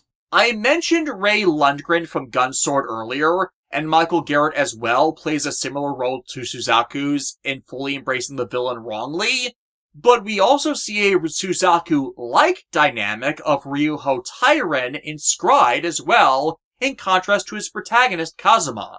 Ryuho is an officer in a special powers militia who eventually comes to realize that his superiors were taking advantage of his personal trauma and had been manipulating him all series, which he has no one but himself to blame for, and only comes to realize he's in the wrong after he takes part in causing a series of atrocities that ruin people's lives, and leave him on the outside of the power structure he once was part of to see them from the angle everyone else does that he had made himself willfully blind to. In Scride, Ryuho wakes up to the fact his moral aggrandizing beliefs were wrong, and he was blaming and criminalizing the wrong people. In Gunsword, Rei's refusal to change, and Michael's refusal to remove the blinders placed on him, both lead to their deaths. And yet Suzaku, despite committing the same character mistakes and performing the same narrative role as these previous characters, and arguably worse ones for even fewer justification, is the one left standing. And people have legitimate grievances at the series for doing so. Ones that were in turn not repeated with G-Witch and the counterparts for Suzaku that exist in that story. As for everything Suzaku does wrong, he is never once made to personally pay for it. Other people he claims to value suffer for them, but him? He makes some claims to suffer for them and act in their memory, but it's not reflected in his actions. If anything, he uses what little punishment he gets as further justifications for what he continues to do wrong, doubling down on his position that if these events had gone his way, how he says they should have been done, then what went wrong wouldn't have. And that is the self-deception the character has trapped himself in, which these other characters either die because of, or are forced to own up to. That Suzaku does not, offers no apology, takes no responsibility or ownership, and is left alive to continue repeating his mistakes again and again, there are many who find that deeply wrong, to the point it eventually breaks the series entirely, as it truly is because of him that the villains get nearly everything they wanted. Only for, like was the Kamen Rider Kabuto comparison earlier, Lelouch having to time and again clean up his messes and be the sacrificial lamb shouldering the blame. Because the ending was written first, which prevents Suzaku from ever learning anything. Key among that, the need to apologize. 罪の前に日頃の行いを悔いるんだな。 For the apology is the start. An apology is an admittance that you are wrong. It is not by default forgiveness. To earn forgiveness, you must show that you have or are willing to change. It's an IOU, not a cashed check. It can't be cashed until one has earned back the cost of one's mistakes. If you just continue to put it on credit, apologize but never change to show the apology is sincere, there's a point where those you owe call in the debt. One that can never be paid. And these days, Suzaku is not considered a popular character as a consequence. And to put that in real-world context, I need to talk a bit about merchandising. Merchandising! Merchandising! Where the real money from the movie is made. In the broadcast of Gundam The Witch from Mercury, this asshole, Shazik Zenali, is one of the story's main antagonists, and by comparison to Code Geass, he is the Schneisel equivalent of the show, and one of those that is central to causing Mia Renee's trust in others by him viewing her more as a prize to be won to facilitate his own schemes than a person to be supported.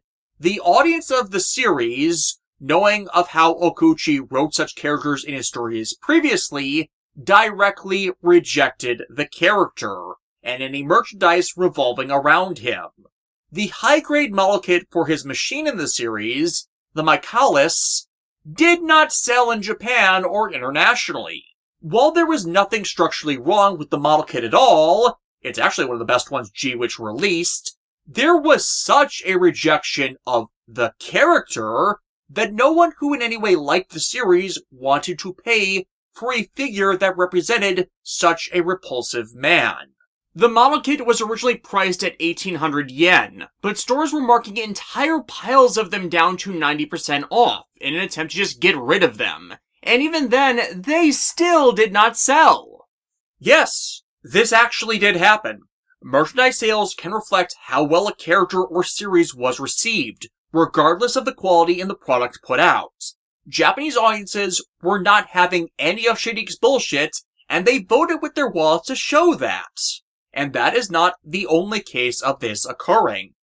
In 2022, Bandai produced a brand new, high-grade model kit of the Lancelot Albion, one of the few mecha figures they had not released before for Code Geass when it originally aired. In Japan, this was put up as a premium Bandai exclusive. You had to pre-order it online from a limited lot of them that would be specifically made, in order to get one, as the items put on the site are not normally made in large enough quantities at a single time to warrant their retail distribution. Now, normally Bandai pre-orders fill up in minutes if not a day of them being announced and slots opened. And there was actually a big problem for years with stock for the service being shorted when Bandai finally implemented the US website for it, where if you weren't there on the first minute of pre-orders opening, all the slots would be taken. It's better now, as starting in 2023, the US site opens more second-run orders to fulfill demand, so people aren't scrambling to take all the stock anymore from the first run. But that's also from a combination of the service getting more supply for fulfillment, limiting the number one person individually could order, and firewalling the websites against infiltration by spam bots sent in by scalpers to just swipe all the stock to sell at inflated aftermarket prices. 何それ転売ヤーは他人の努力の上前をかすめる卑劣で姑息なハイエナマイナス10度の牢獄で半年過ごせ転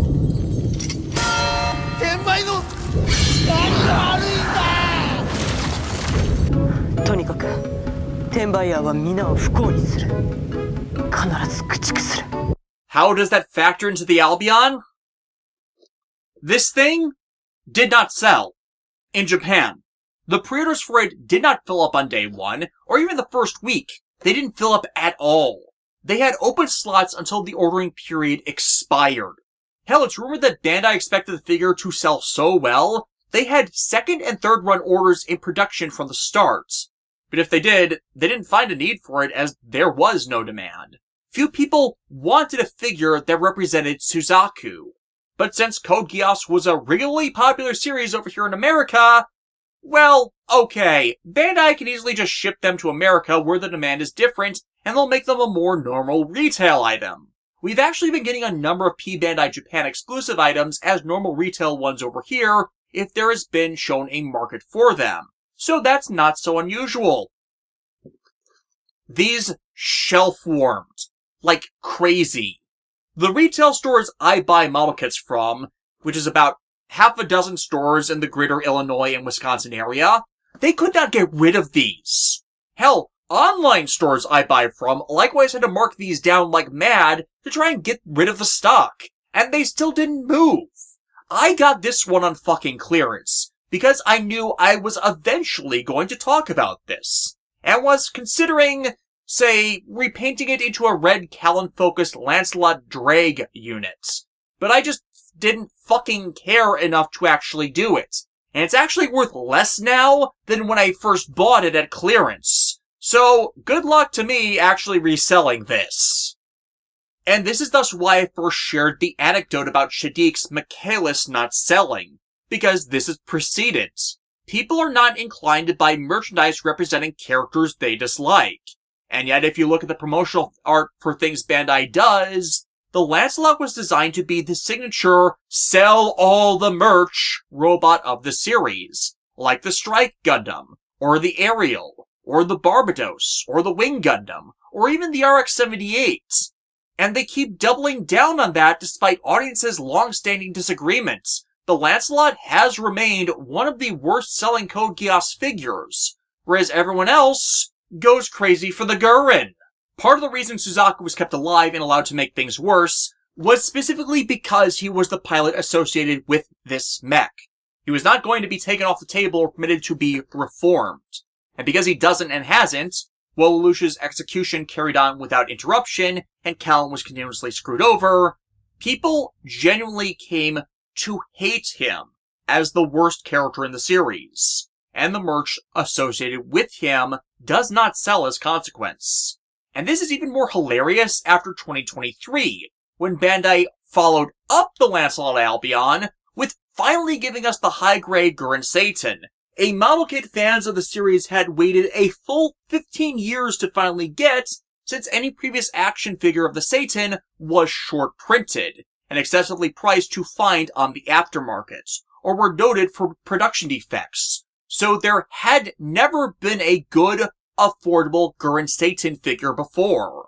This time, the high-grade Satan was a P Bandai item everywhere, America included, and we can only guess that Bandai assumed from how disastrous the Lancelot's sales were that such reflected actual demand. Once more, they did not read the room or the wants of the fandom, as they literally could not open enough slots to fulfill the demand for the model kits. The Gurren Satan had no less than 6 consecutive production runs, month to month, before the interest in it was satisfied.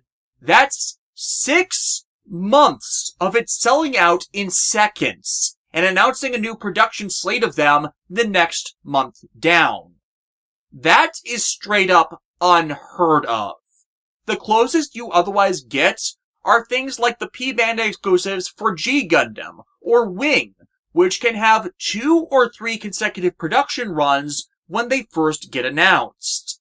But for the Satan, they produced more of them for P Bandai to meet the immediate demand than they would have needed to for just a normal retail distribution. Because audiences of the series generally do love Callan and feel she was mistreated. But hey, Callan and the Satan might just be an outlier. As I am recording this, Bandai just announced and listed on Premium Bandai a brand new high grade of Lelouch's Gawain unit, the best nightmare he ever piloted. Of course, it sold out of its production run in seconds as well. So let's see how many production runs we can get that unit to, shall we? As if it even gets close to the Satan, then it shows in more empirical terms that this isn't just an outlier, but will represent how the fans of the series just despise Suzaku and want him to either die or admit he was wrong about everything to be taken off the board. As the greatest wish for fans of the franchise now is for Sunrise and Bandai both to finally fucking acknowledge this. However, that leaves an abnormal hole for some in the consideration of the main cast members in many people's eyes. That being the immortal witch herself, CC. Especially since we are over 3 hours into this and I've barely mentioned her. And there is a reason for that. For you see, CC is not an actual character in the story. She is used exclusively in the narrative as a story device. She acts to inform and introduce other plot points, such as Lelouch's Geass itself, but does not play any active part in progressing the story. This is by design.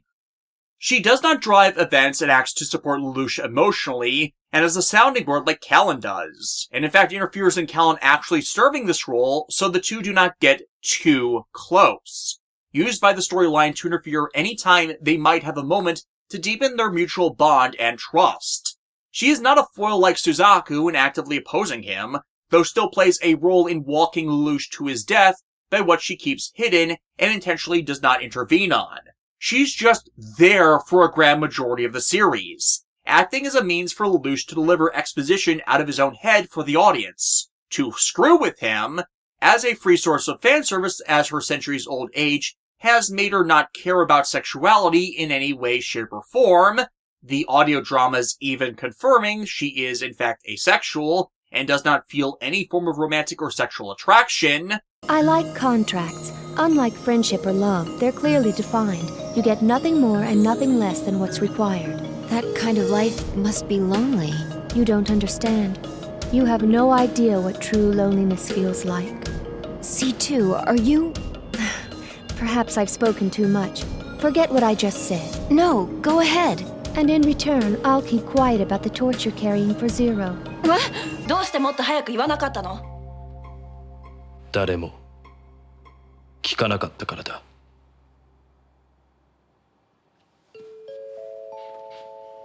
And of course, at the time the series was originally broadcast, as a free advertisement for Pizza Hut because Pizza Hut was one of the show's sponsors. In more recent edits of the series, that Pizza Hut logo that was put in there, however, has been cut as Pizza Hut is no longer a sponsor on these newer productions. Now, that is not necessarily everything CC does, but it is what she spends the series doing, which all act as distractions and excuses to keep Lelouch separate from the rest of the cast he needs on his side. It is only at the end of the series that we are given any context to her doing anything more than that, with what is revealed there being that she previously had a contract with Lelouch's mother, so she had a Geass as well, and that she had been spying on Lelouch on his parents' behalf for years before the series. And when she was forced to finally be in closer proximity to him, after she granted him his Geass and he began his rebellion, she was actively ratting him out to his parents and telling them everything he was doing. ここに戻れないならそれでも構わないさ。私にとってはあいつが生きていることが重要だ。まさかゼロをやめるだけなら簡単だ。Suffice it to say, that basically ruined the character for a lot of people when fans started to realize the connotations of how they used that information against him. 2000年生きてるんでね。15年前なんて昨日みたいなもんだが。For CC has lived a long, long time, ever since she killed a nun that also granted her her own Geass, one that made whoever looked at her fall in love with her, after she had spent her formative years as a slave.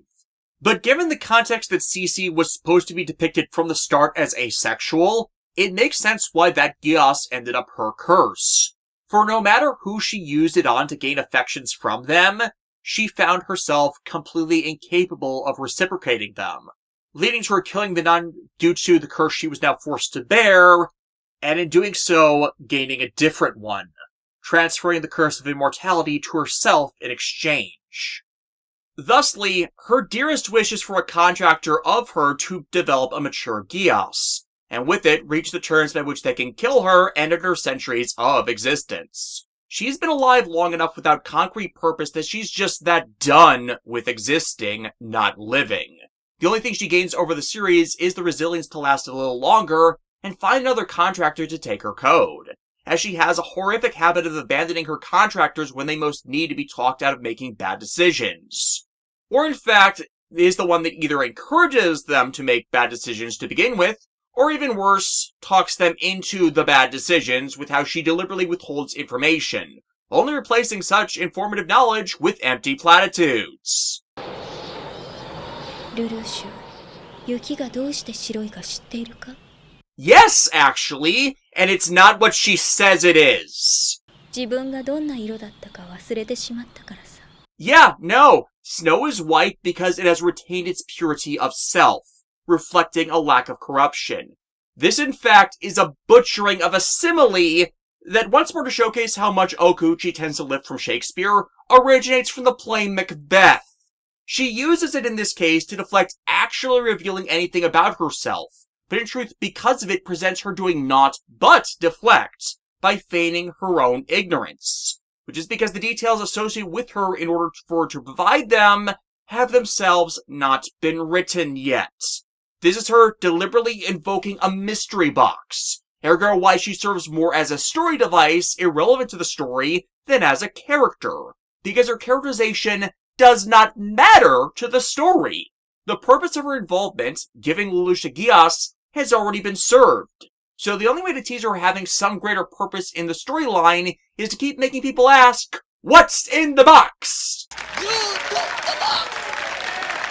Let's see what's in the box! Nothing! Absolutely nothing! Stupid! You're so stupid! There are those who saw through that, and those who did not, leading to the fandom's deep divide over the merit of the character, which Sunrise and the creative staff themselves have not made any better, specifically Taniguchi's after-the-fact statements that are based on fucking nothing.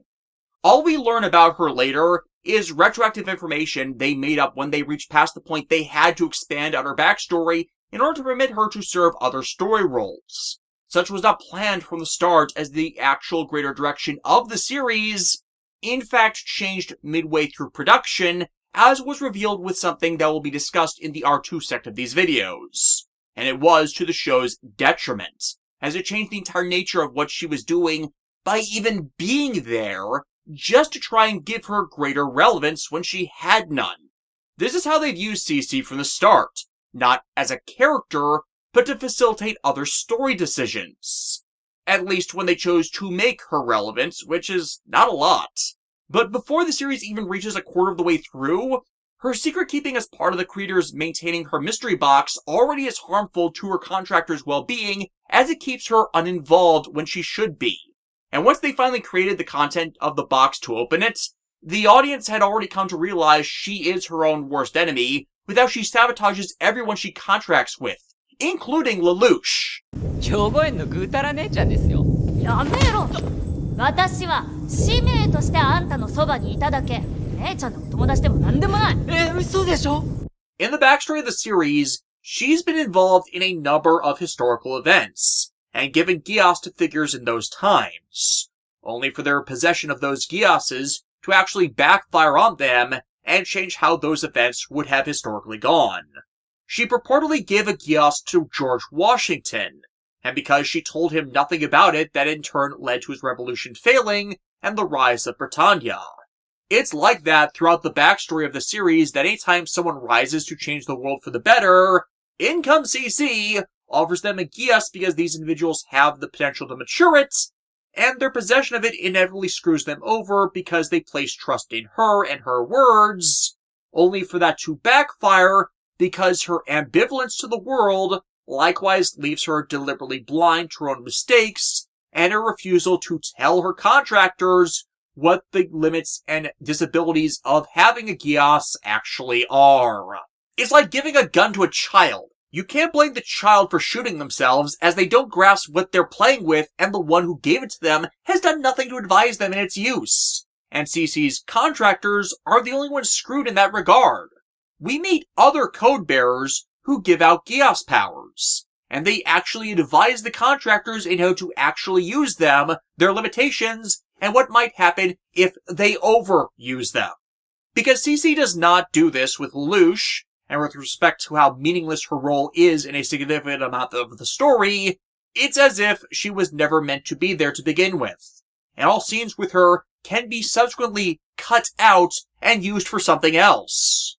And you can actually do this with CC. You can actually remove 95% of her involvement and change nothing of significant importance inside of the series, which would have freed up the series to focus on other things, or let Lelouch build the camaraderie with his allies that he sorely needed to in order to not make the mistakes he does. As by the time they actually try to make her a tangible character, a grand majority of the series is already over, and we no longer care about the mysteries of the character, as she spent so much of it being uninvolved. Hell, the original manga for the series, made in the 2000s, actually did this. Removed most of CC's involvement, and it barely changed anything. In many ways, the story of Code Geass actually works better if CC weren't there past the point she gives Lelouch his Geass for many of its major significant events, as a lack of knowledge on the power provides a better justification for why Lelouch trips into the limitations of it blind than having someone with him that could have called him out or corrected something he overlooked, and just chose not to. But you cannot do that for the other three roles in this or recast them to shift their importance without making the series worse. Without Lelouch, there is no brain and vision uniting the resistance against his bastard of a sperm donor. Without Callan, Lelouch lacks a confidant and ally among his eventual soldiers that believes in his cause, which enables others to have faith in him, nor means by which to make his plans work due to her capabilities as a pilot, nor a challenge for him to improve himself. And without Suzaku, there is no obstruction to Lelouch's plans that cause them to go catastrophically awry, meaning the circumstances behind why Lelouch's death occurs would never happen. Remove him, and there is no large obstacle to him just either straight up winning throughout the show, nor the same personal connection that stops Lelouch from removing them outright or turning them to his side as he would if, say, Suzaku's role in the story were replaced by any of the Emperor's other personal knights or another of Lelouch's siblings. You could feasibly kill Suzaku and swap him out in role with one of his father's personal knights at the end of R1 and going into R2, once they were actually introduced into the story, as they weren't planning to exist originally. But like with L and Death Note, the replacement might not hit the same needed mark for the direction they want, hate them for the character or no. And thus, if you change their importance or exclude any of these three, everything else that might result from them is just as affected. But it is possible to remove CC from the story. And that is because she was never meant to be there to begin with. If you take the time to look over what I've said about Taniguchi and Okuchi's works both before and since Code Geass, as well as the stories that are said to have inspired them, there is a significant outlier in all of them. There is not, in any of these works, a single character who in any way resembles CC.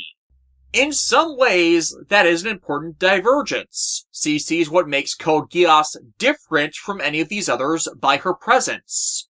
Or at least it would if it were not so easy to remove her from the tale. The alleged reason for this is because she is not their character.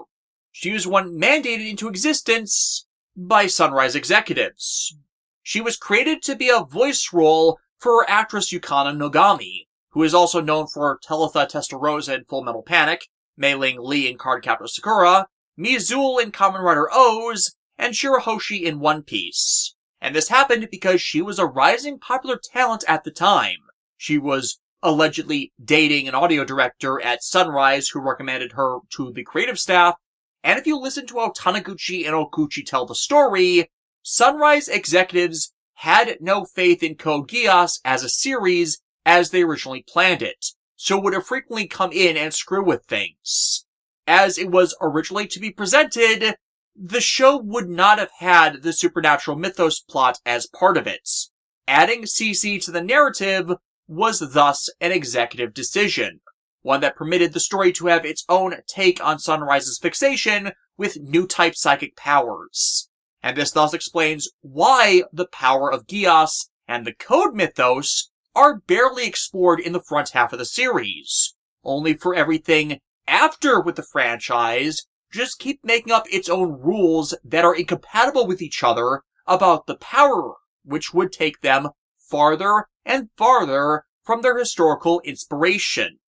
That does not happen with something that is planned out from the start, but when one needs to give something retroactive relevance. I think he needs a little more attitude. Oh yeah, bingo. There it is, right there. Now, I tell the story of CC's creation this way, as you will hear differing accounts between whether you watch the series with the Japanese commentary tracks on, what ones we actually have gotten at least. Several of them we never received, and of the ones we did get, more have been redacted in more recent releases. I actually tracked down the first print DVD of the series, and it has ones on it that are not on the Funimation Blu-ray set. And considering the absurd nonsense that is the Crunchyroll Big Collection Box Blu-ray, yeah, I have no idea what will be on that either.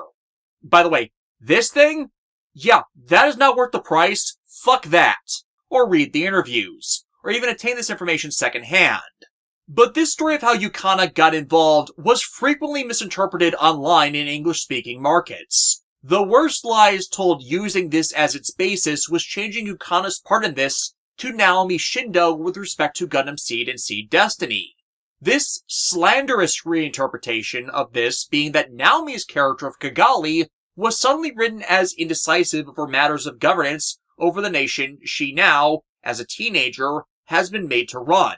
The lie being told about this being that such was done so in retaliation for Naomi Shindo possibly having a tryst with director Mitsuo Fukada. But the reality is those who spread this false assertion just did not get that running such a nation is a lot of responsibility for someone not even old enough to legally drink alcohol. And they won't always know how to handle the job.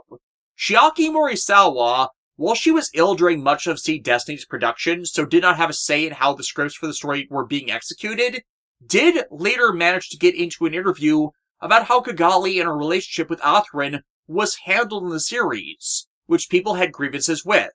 And as you can tell from the text I have on screen, it ultimately boils down to maintaining relationships when you have other responsibilities is hard, and the ill will held against Morosawa was just nothing but baseless, unfounded slander made by those who did not pay attention to what the show actually did, and took something else someone else allegedly did, and used it as the basis for a more malicious lie. As yeah, it was a lie told by people who didn't like, and clearly didn't take the time to understand the Seed series, so made shit up about them using other Sunrise-adjacent gossip as basis. And to avoid sounding like a hypocrite, I will admit I could be completely wrong on Yukana's part in this, and her dating an audio director is just another rumor, so she is completely blameless. But my point is, CC is this big outlier that isn't part of anything this creative staff has ever done outside of it before and since, and isn't found in what was the basis for this series. She comes out of nowhere, adds to nothing, and only seems to take time away from focus on what is important to telling the story, in a tale that is already neglecting the presentation of essential need-to-know information to the cast and audience that is relevant to conveying the story. And her being forced upon the staff by executives explains every single thing about why she is here and takes the time she does away from others, while also explaining why Sunrise itself tries to claim she is a main character and female lead of the series, despite how easy it is to write out anything she does, because those things don't tie into the real progression of the plot. I've been doing some thinking and I got some ideas to improve the show. Poochie needs to be louder, angrier, and have access to a time machine. 2. Whenever Poochie's not on screen, all the other characters should be asking, "Where's Poochie?" Honestly, it makes me feel bad for CC's English voice actor, Kate Higgins, in all of this. As unintentionally or no, Kate Higgins keeps playing characters people come to dislike or hate some aspect of regarding the execution of their conduct. This isn't necessarily across the board, but amidst her career she's tended to end up as the anti-waifu instead of the paramour we are rooting for, bearing no chemistry with her character's romance options, or the characterization itself is to their own detriment, and the way in which she has to portray it becomes damning. Best epitomized by the anti-chemistry in Kate's role as Sakura Haruno in the Naruto series, with her acting across again from Yuri Lowenthal as Sasuke, though that is as much the problem with the writing of Naruto on that. But such is also on display with her performances of CC, where despite her roles as Nanao Issei, Retsu Unohana, and Yachiru in the Bleach anime, she's never had a functioning dynamic or character chemistry with any role of Johnny's, in the same way Karen has the times they have been cast in the same productions, to bridge an emotional gap in the ways some fans of the series, even at times staff members, wanted, or how the character in CC's case was retconned by solely word of God from Taniguchi to bear them, which only ended up acting more to the detriment of her character, as CC is never shown to actually do anything to showcase any forms of affection, until it is far past the point such would have in any way mattered, where we would be on board such. Which contrasts her against Callan's portrayal in both languages deeply. Lelouch's other love interests show the complex nature of their feelings throughout the story to make them considered more viable for consideration, whereas by the point CC is made to suddenly have such, it is far too late, and such was not accepted as the audience has been poisoned against her with how, in the little time she actually is relevant to the story, she is revealed as having been acting against their well-being the entire time. It's been one of the promoted points of contention, thanks to revelations over the character's relevance, that now the only way to make her matter is to deliberately screw over other characters who were more relevant in actually relating the story in the ways it was needed to be. 年長者を敬えってんなら、そっくりそのまま返すぜ。 And I know there are fans who will disagree with this assertion. Hell, as said, Hiroyuki Yoshino rewrites the series' storyline in the compilation movies to place increased emphasis on CC as being and having importance. But that only furthers my point. She doesn't in the original series. If she were actually as important to the story as the movie timeline makes her out to be, then they would not have needed to overtly spotlight her to promote her into that role. they wouldn't have needed steal focus from and remove events that are centered on Callan and her part of the story, just to replace them with newly created ones focused on just CC in those movies, as those events would already exist in the main story as something plot critical. They do not.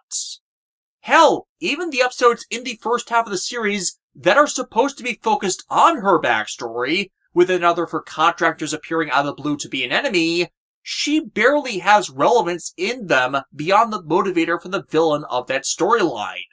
But if one pays attention to those episodes as well, one notices something rather glaring about them. The Mao Arc, as it is known, revolves around CC's former contractor named Mao, who has the special ability to read minds, and comes in search of her because, due to her code, CC is the only one that he cannot read the mind of. He was given this power as a child, and overused it by leaving it on constantly, until the point it went rampant. Because he can't stop reading minds, he craved silence and isolation after, which led him to become trapped by his attachment to CC as the only one he could consider real, instead of seeing everyone as wearing a fake face over their real self.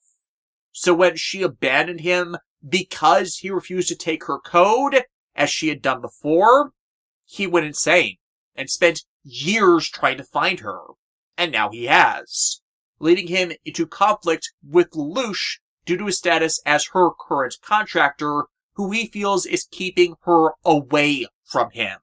And this arc appears to do something truly important for the tale. It shows Lelouch the dangers of overusing and abusing his Geass power, which before this point he was actually so restrained with regards to its use that CC wanted him to use it more and more than he was, so it would grow and develop faster. But by the presented story by this point, Lelouch has only really used it a couple dozen times, spaced out over weeks if not months, depending on how one views the skewing of the timeline with the story. So despite utilizing the power, he hasn't abused it by leaving it running constantly. Plot point. And the second is that there are other people out there with Geass abilities that he should be wary of, and not think of his ability as what will decide things in his favor in the future.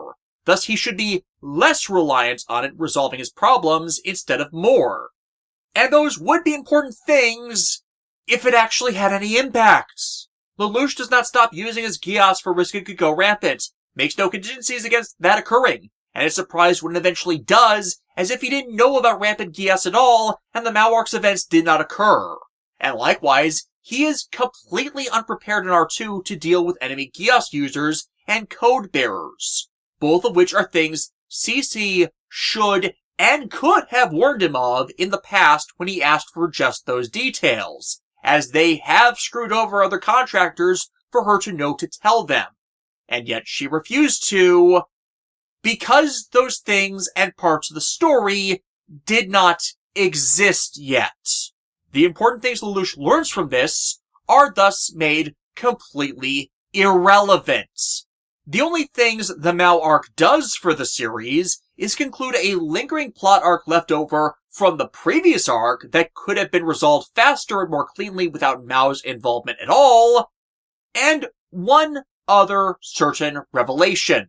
それで勝ったつもりか。よせ、話せよ、この父親殺しが。お前は7年前に実の父親を殺している。徹底抗戦を唱えていた父親を止めれば戦争は終わる。子供の発想だね。実際はただの人殺し。嘘、仕方がなかった。そうしなければ日本は。今さら後付けの理屈かい？この死にたがりが。Which again, considering other people who knew this secret are already in Lelouch's orbit or would become his allies following this, that revelation does nothing here for the story. If anything, it seems like it is here as it needed to be said for what happens next in the tale. But if the entire Mao arc were removed, nothing significant changes, and the time would then have been spent on other characters that were supposed to have focus in R1. Case in point, this is Kaguya Sumeragi. She is Suzaku's cousin, and makes cameo appearances throughout R1's story, including in the opening credits of the show. I will get more into this in the discussion of R2, but she was supposed to be introduced and was even cast in R1, but the episodes focused on her becoming part in things never materialized. And the only logical point to do that introduction is exactly where the Mao Arc occurs, because right before this arc, the faction she is part of, the Six Houses of Kyoto, was also properly introduced and allied with Lelouch. And she, as Suzaku's cousin and with her position, would have known what Suzaku did and act toward Lelouch away from continuing to try and recruit him. And an additional reason beyond these that some fans claim the episodes actually do have relevance for is in the plot to subvert Mao. Lelouch claims that he has ownership of CC, that she is his in ways Mao could not even imagine. It is a complete lie, said to distract and disorient Mao so he cannot use his mind-reading powers due to the mental blue screen it was intended to cause, allowing others roped into this event to subdue him.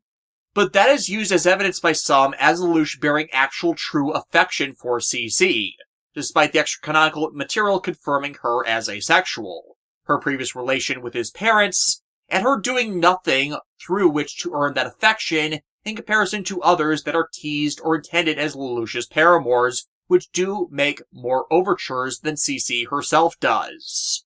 子供の色恋に興味はない。俺は降りる。お前さんの邪魔はしないよ。あ？どういう意味で俺ら？ Another strike against that assertion is the Mao Arc is not in the movies. This is the central, key evidence for CCLL shippers that they were a possible paramour option. The compilation movies are presenting a version of events that would place greater emphasis on them seeking that path, because Central was mandated by Sunrise, and yet they do not include the most important moment for justifying that interpretation, because it was never intended in that context in the first place. Hell, the entire Mao arc wasn't even original to the series. It was just one Okuchi recycled from a previous work when he was told to do more with CC. So, where is it from? It's the world without lies! Do the monkey with me! Come on!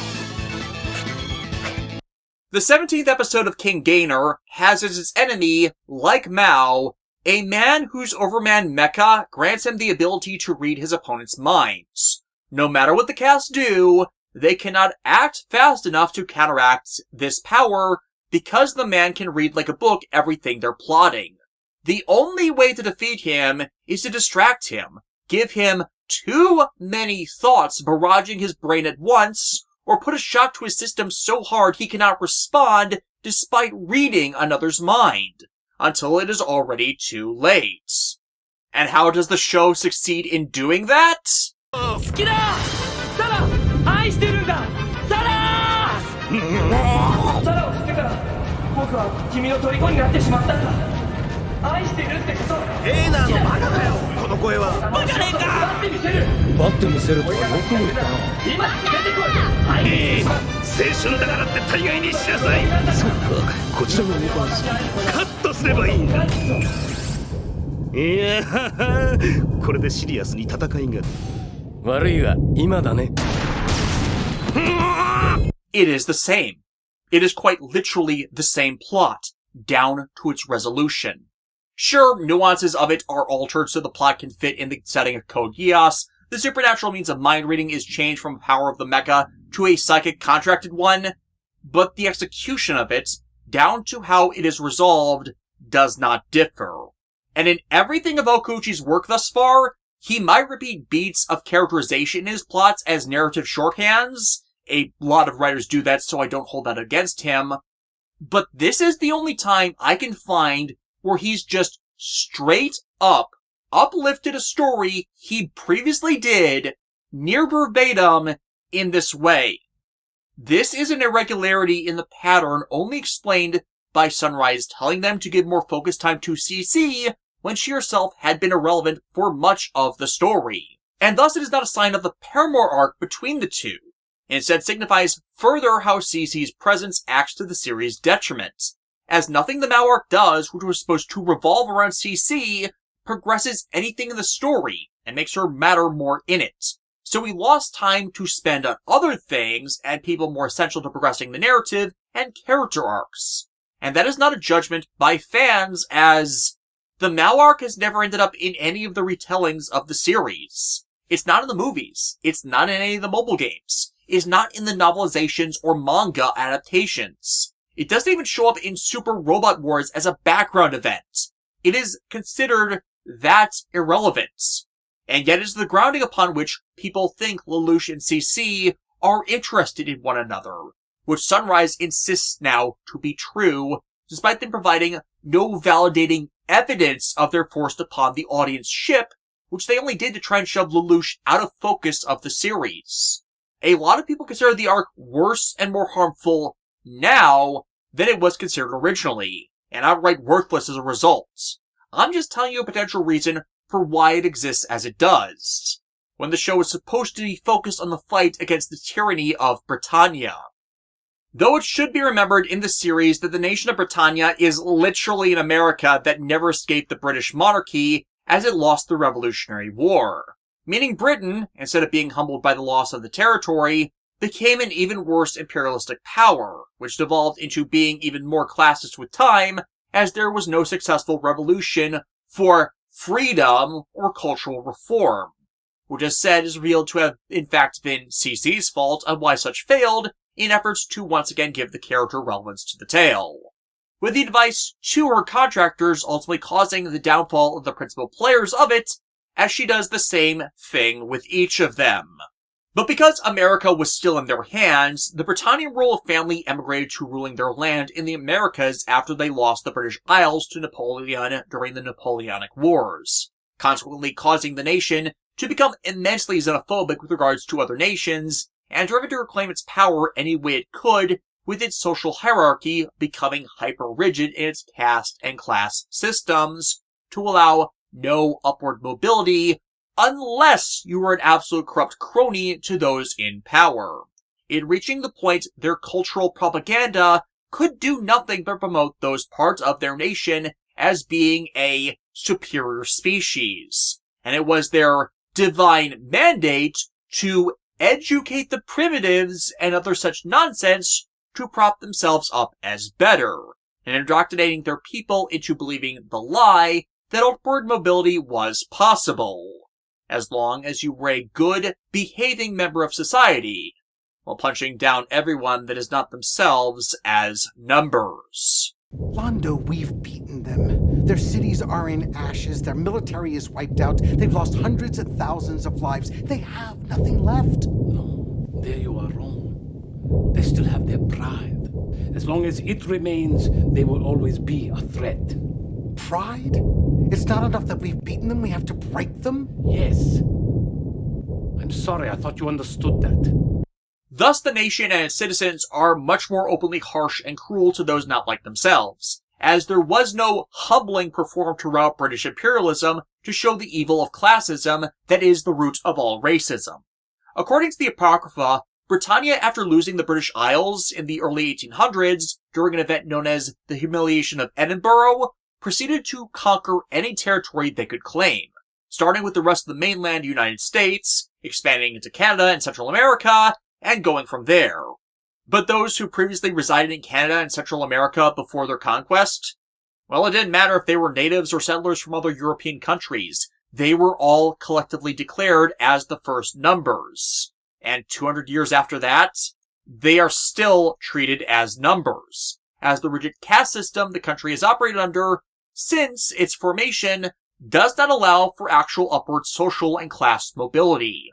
The system only survives by having someone to oppress, and that is why the numbers even exist as part of the system, to deliberately engineer conflict between the commoners and the numbers so they mutually ignore the nobles and royals that make their lives hell, instead of mutually turning against them.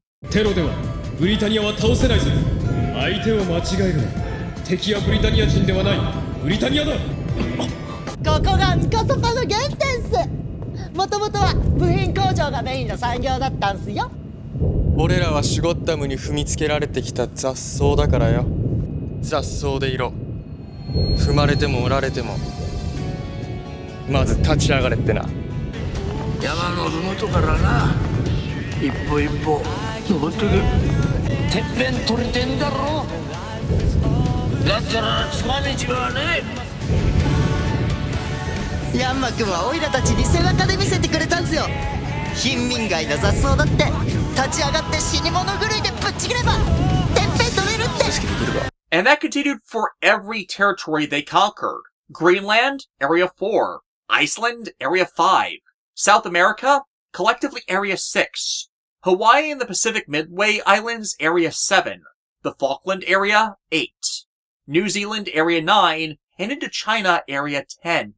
That is every area Britannia enslaved since their founding over the course of 200 years before the series starts with the conquest of Japan.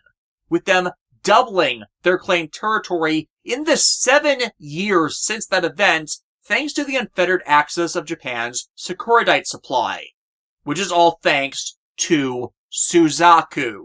This historical context is in turn why Suzaku's plan to gain prestige and show the value of the conquered people will never work and is outright shown to not work, as no one else in all that time has done it. His rise in prestige represents the danger of the other, of an outsider to his inflexible system, appearing to infiltrate the positions of their power and disrupt their centuries-old social order by rising above their station. Really, the only reason why he and he alone of all the numbers that kowtow to Britannia is shown to rise in rank is thanks to solely cronyism and nepotism, not by the actual merits of his abilities or any value he himself as a person has, which ruins his entire argument that it is possible for others to do the same, as it can't be. His rise is the built-in exception to the rule that permits the propagation of the lie that the system only fails those that don't want to be part of it, even as all the nobles decry his arrogance at thinking that he has any right walking among them. But no one else he condemns for not participating have the political connections his rise is solely reliant on, and the cause of.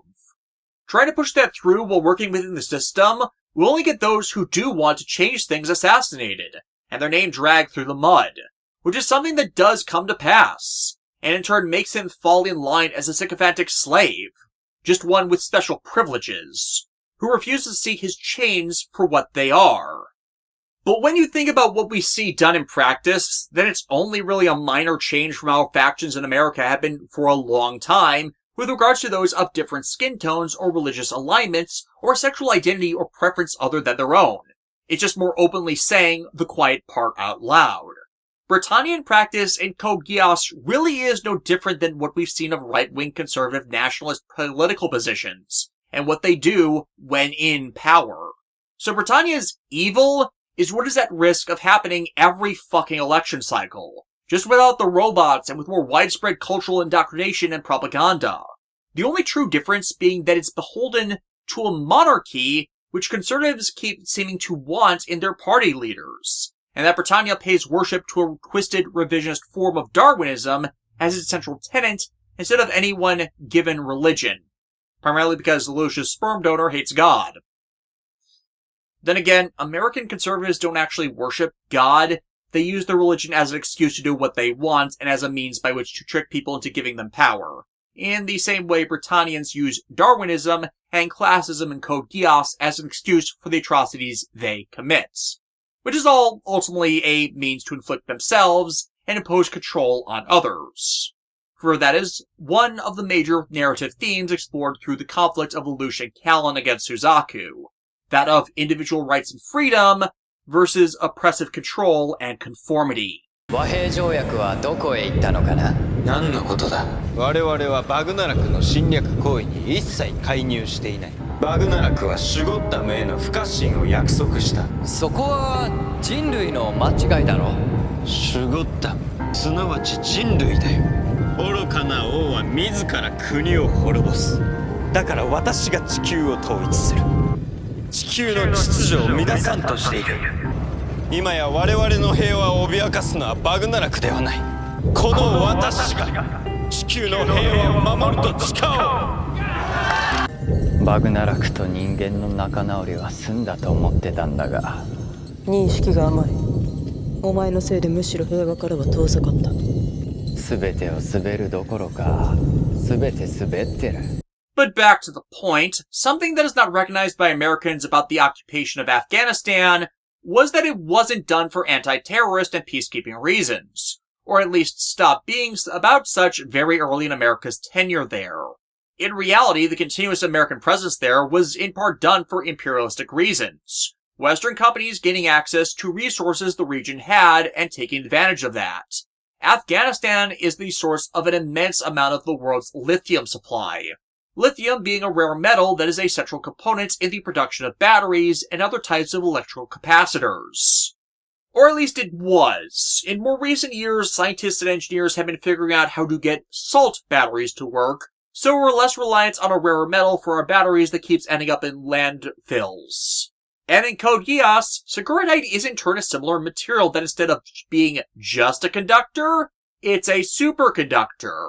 It doesn't just hold a charge, it can contain vast amounts of energy with almost no deterioration in quality. And if overcharged, the compound becomes explosive. For science fiction fans, it's essentially the same as the fictional material Naquadah and Nequadria from the Stargate franchise. You can build so many things with them that, with trace amounts of the material, they become more energy efficient. Large quantities, super powerful reactors, and even bombs that make nuclear arms pale in comparison. Screw fossil fuels. If you have Securitite and other superconductors on hand as viable resources, solar power and other alternative energies become much more mainstream, as even a single D battery's amount of Securitite can hold enough of an electrical charge to run an electric car for as long as a gasoline-powered one. And now that I've located those D batteries, the universe will be mine! Are you serious? You couldn't find D batteries. Only at gas stations, and they're just so darn expensive there. And that's what you see in Code Geass with pretty much all technology. They skipped or abandoned reliance on fossil fuels, as Securitite superconductance made other options vastly more viable. And as a consequence, it presented a visual sense of the exploitation the people of a nation experience when outsiders explicitly come for your stuff and declare eminent domain. And this is all a background detail. Moreover, there are not hard lines on the sides. We see active disagreements on where people fall on their alignments. As much as it might seem as a Westerner versus Easterner story, it's anything but thanks to Lelouch and Callan being on an opposing side of that alignment despite their Britannian lineage. Yes, Callan may have been born and identify as Japanese, and Lelouch has to wear the mask, but we nonetheless do see Britannians not part of the nobility who are more empathetic towards the suffering of others and sympathize with the Black Knights due to how Lelouch sold them as allies and warriors for justice, which makes them bear a more legitimized standing regarding the rebellion among the people than as just another group of terrorists, which the Britannian nobility and hardliners, and Suzaku, write them off as. For Lelouch is steadfast and honest about them fighting for the well-being of the people, and not just those reduced to being numbers, which is in conflict with Britannia's status quo. 私たちはレジスタンスではない。じゃあなんだよ。私たちが目指す。それは正義の味方だ。This line and the constant insistence upon that is important to sell to the Britannian public and those conquered by them, as it is reinforcing the fact that the Black Knights are a consequence of Britannia's own misconduct. That by the logic of the Empire, if those they trod upon are strong, then it infers that their own way of thinking is wrong, which that populace will either violently reject or have such wedge open the door to them throwing off the propaganda they've lived with, which consequently needs to be overcome if peace is to come after the events of the series. Guess what is one of the many things the series entirely screws up in the long term? Yes, it completely fucks up addressing the nationalism the entire Britannian populace has been passively brainwashed by their entire lives, which itself can survive through grassroots terrorism and those who believe in the divine mandate for Britannia to rule over all others, despite any morals they or the spin-off material may claim they have. こ While it spends some time paying lip service to such, it's frequently treated as an exception, not the rule. And people are not just going to play nice with others of differing nationalities just because you tell them to. Not when their society is literally built upon punching down and hitting as scapegoats those that are not of their own nation, regardless of their race. We see Britannians have a diverse ethnicity among them, so it's certainly not a standard racial divide seen of them. And the areas and their number of populations that even without British colonization would have still varied ethnic groups of those with European descent or not due to how and when global colonization happened that isn't screwed with due to the changes in history to bring about Code Geass' setting. But we have nonetheless seen that same type of classist persecution time and again in America for decades. I don't even need to name examples. You can likely just look up the most recent mass shooting or hate crime, showing how cancerous and insidious this kind of thought is. Now, instead of this being extremists being radicalized by lunatics, imagine that such is the status quo where a man can justify shooting someone considered less than them dead in the street if that number so much as looked at the shooter funny, and the shooter gets away with it. You're not overcoming that with any plausible chance of success unless they're handed a devastating defeat, which the series does not allow to happen. They're more likely to kill whoever is put in charge that tells them to play nice and accept those different than themselves than they are to just give in to it. And that's why, realistically, Lelouch believes Britannia's current structure needs to burn. Because it's not just his bastard of a sperm donor that is the beginning and end of the problem, but each and every person that have spent their lives either enabling it or profiting from this horrible system, or believe it is the only way that is right because it is all they have ever known. Thus, to get them to change, they first need to have it thrown in their face that this system is a lie, which can only happen if the nation as a whole suffers a crippling defeat. And that can only come from everyone else uniting against them. 誰も彼も一人では無力。だから力を合わせる。不本意だろうが、世界が滅ぶよりはマシだ。 But as that never happens, there is no valid impetus for them to change given at any point. And worse, we spend most of our time focused on how this revolution harms the moderates and those that would be on their side, instead of those who are genuine scum that profit off the backs of those they kick on the ground. So the Black Knights consequently never get support from any meaningful population of Britannians to show that reconciliation between the common man and those enslaved by the nobility is possible, which harms perception of the series in the story's aftermath. As despite the change in leadership that takes place, there is still, at the end, multiple individuals at the top that have stolen the power they wield, and use it to oppress the voices of the people again, instead of making it so such individuals would be deposed and their role no longer needed. And to parallel Suzaku's view, there are likewise Japanese traditionalists so stuck in their ways and inducing a cycle of hatred for their own gain that they are no different than the Britannians that oppress them. And if the shoe were on the other foot, they would be the ones the Lelouch and company would be fighting against, as they are viewed as the ones that caused Britannia to conquer them with how they manipulated the expense of the Securitite supply in the series' backstory that led to the world's nations turning a blind eye to Britannia's invasion of them, as they would get a better financial deal for the compound of it.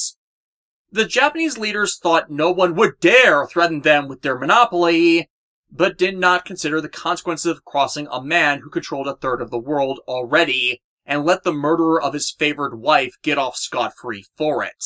And it made it policy to enslave other nations during his reign. The same type of conservative nationalism Japan's old guard tries to assert is the same type of conservative nationalism Suzaku fights for in Britannia's name. The sole difference being he views Britannia as being the one with power, and thus the one to obey, and the one in the right because of that power, despite all they do being a series of human rights violation atrocities. So yeah, pre-invasion, Japan's then government and Code Geass were constantly poking a bear with progressively sharper sticks, As well, the Security price gouging is made to not be the sole reason Britannia invaded, as is revealed in the Geass Mythos arc. Suzaku's father's actions did give them the excuse they needed to take an allied, or at least neutral, nation and crush it under heel. Suzaku killed his dad because he believed it would save lives. And it did. And with those saved lives, they endured suffering in hopes they would one day win their freedom through rebellion, which to Suzaku made him feel that the cost he paid was meaningless, as rebelling against a force that won because of him was wrong, and thus went out of his way to act against those who were trying to free his people and ruin Britannia's chances to conquer the rest of the planet. 和平を約束した奴がやることじゃない。私が知らないとでも。お前さん、自分が利用されてるってことがわからないのか。それがどうした？力が手に入るなら私は地獄の悪魔にでも魂を売る。地球統一、平和はすぐそこだ。喜べ。And that is where Suzaku went wrong, ultimately leading to him becoming the myopic hypocrite the series presents him as, believing the Japanese and all others conquered as numbers should prostrate themselves and accept another's rule because they were spared death so they would be treated better, even though Britannia had stolen all but their lives from them and do not consider them human. As, what's the point of living if the only future you have is as a slave to someone that doesn't even consider you human? It is in this that we see Suzaku is not operating from the moral center many believe him to, but him using a claim to morality as an excuse for his actions. His words coming from him wanting to force others to conform to his way of life, in the same way Britannia does, by just declaring themselves right. But you cannot fix a problem by repeatedly enabling why the problem exists in the first place. あなたに足りないのは覚悟です。優しさと綺麗事だけで何ができますか。王にならんとするならば傷つけ、血に汚れ、命を背負うご覚悟を。 And yet, this still gets worse for Suzaku. Some of the extra-canonical material is set when Lelouch and Suzaku are children, and they did not have a good first meeting. Suzaku constantly being argumentative with Lelouch on any topic that would be brought up between them. Lelouch would of course win every argument hands down, not just because he was smarter than Suzaku, but because he had a broader perspective of the world and how it works due to his education than Suzaku did to be informed of it. And yet Suzaku refused to ever admit it, even when Lelouch would show his work that he was wrong. He would instead beat up Lelouch to shut him up, as even then, might made right to him. Now transfer that into how we see Suzaku act throughout the series, and it is in turn that same mentality on display. He is still acting as a 9-year-old boy choosing to be ignorant of how the world really works, screaming at it to do what he tells it to, and laying blame and assaulting others when it doesn't. Awareness of this erodes his moral position from someone who is overly naive and optimistic into one that refuses to grow up and see their actions for what they are. And this is actually made worse by the novelizations of the series, for they reveal there that Suzaku's father Genbu Kurugi, despite being blamed for the war, wasn't even the cause of it, but trying to actually prevent his people falling into slavery in every way possible he could. And it was Suzaku's unilateral actions in murdering him months before the war even started, which triggered everything that followed, as him no longer being in charge meant that other options to save Japan from invasion were taken off the table, including the continuance of negotiations with Britannia. I am not exaggerating with that. Genbu was dead long before the war, and everyone else in power covered it up for their own needs. For one of the options Genbu was given to prevent the worst of the conflict was to submit to the demands of a member of the Britannian royal family to kill Lelouch and Nunnally, and in exchange, Genbu would be left in charge of his nation as a Britannian territory. Now when we apply global knowledge to this, we know who made that offer. Victor Z. Britannia, aka V2, the murderer of Lelouch and Nunnally's mother. who also made sure that the first strike on Japan would drop bombs on the shrine Lelouch and Nunnally were living at, so as to make it seem like they had been dead from the start and the war was all caused by their execution. So this is not surprising. The offer had been given to Genbu before Lelouch and Nunnally had even been handed over to his care, and he only reveals this knowledge to series supporting character Kyoshiro Todo, who was a teacher for Suzaku and Lelouch in this period before he would later join Lelouch's side of the rebellion, months after they arrived in 2010. Granted, there was an overall problem with the novelization. Two of them, in fact. The first is it's another of the series' alternate timelines. It draws basis from anime canon, but ends up in conflict with means and motivations presented and discussed elsewhere. Anime canon, as depicted in the prequel dramas and flashback scenes? Yeah, no, Genbu knew better. Novelization? Greedy monster that would do it if the rewards were high enough, but does so in a way that doesn't make sense. As the other prequel-era content would showcase, Genbu had ample opportunities to kill the pair, but hadn't gone through with it, and instead had focused his time in warning the people of the dangers of capitulating to Britannian rule and advocated other alliances. Why? Because killing the two children would have only made things worse. It would have been the validation Britannia needed to invade and slaughter Japan, as that's what they do anyways, even without the deaths, using the propaganda that they had been killed to excuse the invasion itself. And Canon Genbu understood that would be a consequence for you to actually do it. It's the best of us. Animals! Strike them now! Follow them to the base and kill them, all of them! No mercy! But this is in fact set off by issue 2, the novelization's translation, where there are unnecessarily localization changes between the Japanese and English versions of the book that was released, which changed understanding of the book's actual events. This was uncovered when a fan found the Japanese version of the books and got curious about what changes had been made in imports, only to find significant alterations. Such centrally focused around its description of how Genbu is acting when describing to Todo that he has the option to kill the kids.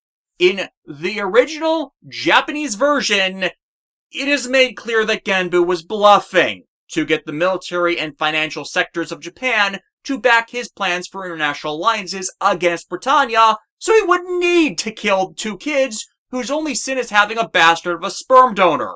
But he was still given the option to do so. In the official English version, Genbu's characterization is rewritten to depict him as intending to go through with it, thus acting to justify Suzaku's actions when such are treated in storyline as being indefensible. As this is, to quote the Spider-Verse movies, his canon event, the life-defining moment he keeps bending over backwards to justify in his mind that was necessary. But his abdication over responsibility for it only highlights how he keeps making the wrong decisions after it, because he generally believes that only his way of doing things is the right way. And that is all before you factor in that what the novelization itself makes into his reason to kill his father was all based on a lie. Does that sound like a hero? Well, when you put it like that, not really, but, Then what the hell, man? What the actual hell? Which makes all his actions to abdicate responsibility to those in power, which he says even in this novel that is what he is doing, so he has such hard choices taken out of his hands, to justify that he has no other way. Thus, he always takes the easy way out, the way out where he doesn't need to think about what he's done, and how he could be in the wrong, and causing more atrocities and victimization along the way. Which, to quote a Superman comic, that doesn't make you a hero. It makes you a weapon. A weapon that is pointed at those that are weak and made voiceless he should have sought to protect and champion, which is what Lelouch is doing, instead of indulging on Britannia's pyramid scheme of false equivalence in a caste system. But hey, it's okay, because Suzaku feels really, really bad that he had to kill his dad. Oh, well, that's alright then! Now, Genbu is not depicted in a positive light in any of Code Geass' tie-in media, but when they're put in the terms of Taniguchi, Sunrise, and Bandai deliberately insisting on Suzaku not be depicted as villainous as his actions ultimately make him, then the demonization of his father actually makes more sense. Up to a point. For leaders sometimes have to make hard choices, and that not being understood from the perspective of children. And it is that acceptance of reality and the need for hard choices when no others are available is what Suzaku himself rejects. That in turn leads to why so many of Suzaku's decisions are bad, as he does not consider the eventual consequences of them, only the immediate costs, and how they solely affect him. Which is how a 9-year-old thinks. And Lelouch showcasing that same mentality towards hard choices as Genbu, being why Suzaku ends up at odds with him, and why he keeps saying as well that Lelouch's actions can only be self-centered egocentrism, because he's doing nothing but project what he does onto others. And in Lelouch's case, it all snarled up with his feelings towards his dad due to how he thinks Zero as Lelouch is acting, but refusing to see the reality of the situation. And then you start reading interviews with Okuchi about things he did not, or rather was not allowed to include in the series. One of these Word of God details being Suzaku's familial origins, and his family originally being from the Kamine Island region and having connection to the mystical ruins hidden there. And thus one can logically deduce a lot from that detail. Kamine Island and its companion Kamine Island are two plot-critical locations for the supernatural mythos arc of the series, one being a Britannian base, and the other being why the base is there. For Kamine bears a relic related to Code Geass called a Thought Elevator. The acquisition of the Thought Elevators is one of the central motivations for Charles and the Code Wielder working with him to conquer the world. As by connecting the world's thought elevators, Charles and his allies can access and manipulate a realm which houses humanity's collective unconsciousness. In essence, a psychic connection everyone bears that connects them to every other person, and even supernatural deities. The collective unconsciousness is also how Geass works, each Geass power manipulating that cognitive backdoor access to every other person, and thus a person that can walk in that realm can have root access to others' minds, and even talk to the dead, whose consciousnesses return there after the time in their body has ended, as the collective unconsciousness is one interpretation of what the afterlife is. But that backdoor access is especially dangerous for Geass bearers, as it can allow someone using an active thought elevator the capacity to manipulate the Geass of another user, and the circumstances by which and timing of when it activates, even allowing them to hijack the powers of other Geass wielders for their own schemes, and eventually gain access to the realm of the conceptual God that all the consciousness of humanity are born from and return to, which Charles and his co-conspirators believe to be an abomination. Now, what does this have to do with Suzaku and his family? Well, that interview revealed that Suzaku's father, Genbu Kururugi, knew what the thought elevators were, as their family had a history with them. And from that revelation, we are given context to his actions. Genbu having done what he could to stall Britannia's efforts to claim the thought elevators by the Securitite embargo, preventing Britannia's war machine from running at full speed, even though that eventually led to a need for a do-or-die resistance against Britannia to stop their nation from being conquered.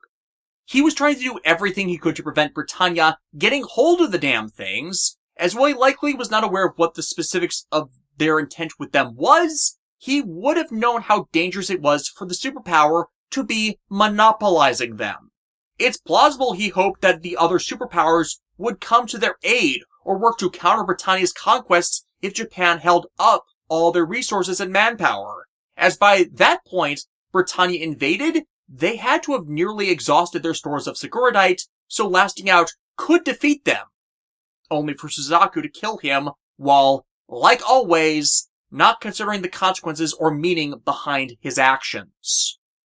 While none of what I've just expressed is explicitly stated in Okuchi's interviews in those terms, it is nonetheless the logical train of thought that results from the two details that are given, and the knock-on effects of them. The Kururugis draw their origins from Shikine, and Genbu did know what the thought elevators were, if not the specifics of what they did. The rest is just connecting the dots from the officially provided material, like we end up having to do with everything else important in this series.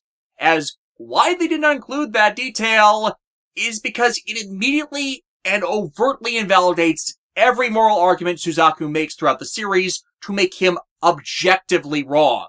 But they couldn't have that because they needed more ambiguity in the story, even as it makes it so the people he claims to love most all pay the consequences he did not, nor is ever held accountable for. What's the rule about following an illegal order? You don't. We're not involved. We haven't attacked anyone. But you're about to. Any action you take in support of an illegal order makes you an accomplice of that order. Soldiers aren't machines. They have to think. They have to decide if an order is moral or not. But what does your conscience tell you? And that's to say nothing about what's up with the Chinese and the European fronts of the series and why they stupidly did not seek to intervene, which exacerbates this multi-sided war by their own leaders' respective idiocy that only further enables Britannia's atrocities. But regardless, these divides are not entirely racially factioned, but have to do with inbred ethics and values, and how life experiences affect how those subsequently are acted upon. This consequently shown spectrum of alignments is a smart detail where, if everything were better addressed in the later sects of the series, would have paid off massively for Lelouch as Zero selling himself not just as an enemy to his sperm donors Britannia, but anyone that would act to oppress and steal the freedoms of others and work to free them from centuries of oppressive dominion, even as the power in his eye allows him to subvert the will of anyone he gazes upon, if he so chose. And really, that's the brilliance of the staff giving him that exact power in the most dangerous form. His greatest wish is to have the power to change things by people actually listening to what he says. And the only real way to create a positive change is by influencing the world around him into wanting to change, then by his power allowing others to do as he says. Changing the will of the world, one command at a time. However, the fact he refrains from using it on his allies and does as much as he can to change people's hearts and minds by sole influence of his own words and actions, by leading by example, shows once more his own self-awareness on that he could become as bad as the people he hates who dominate others for nothing other than selfish wishes if he's not careful. And that is a fear that is played upon as time goes on. For as far as the timing of the series goes, there really wasn't a better opportunity than what it is shown for the revolution to begin, with Britannia's rampant conquests over the past 8 years in-universe doubling the landmass of its dominion. Britannia's resources and military power are stretched thin even trying to maintain control over the territories it has conquered, all on top of an active campaign being waged against the forces of both the European Union and Chinese Federation that had split the world into 3 major factions we see.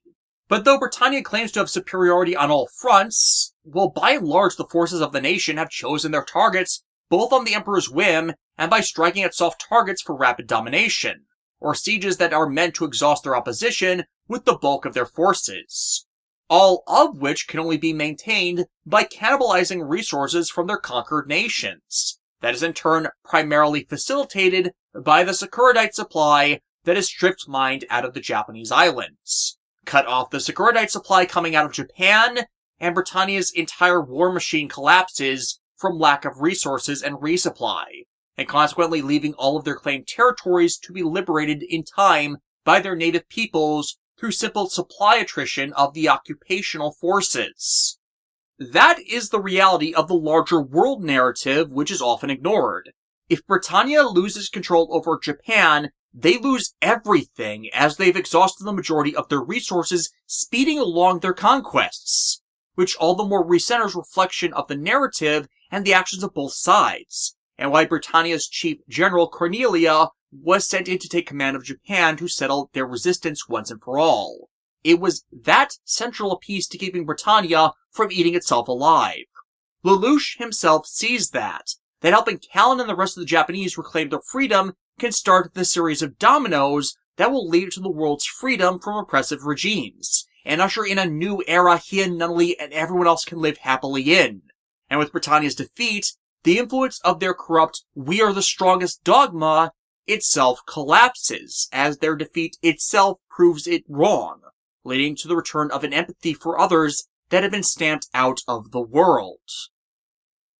And all of that is not anything Suzaku can recognize due to his insistence that all must bow to the rules of authority as he does if they want to have any legitimacy to their positions, even as that enables the victimization of not only his own people, but millions of others. After all, if the people in charge of the system and have power in the system do not want the system to change, then they will make it so it will not under any circumstances.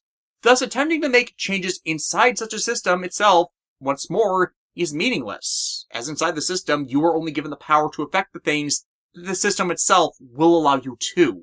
That doesn't invoke change in the system, that does invoke a corruption of those attempting to make a change, until they're just a slave to it as well.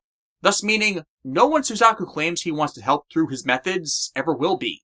His people would, if he had his way, remain nothing but slaves. この国を民を守りたいのならひざまずき忠誠を誓え。やなこった。このまま死にたいか。やなかわ。やんなだ。逃げる男だと思うか。俺はこびねえ、へつらわねえ。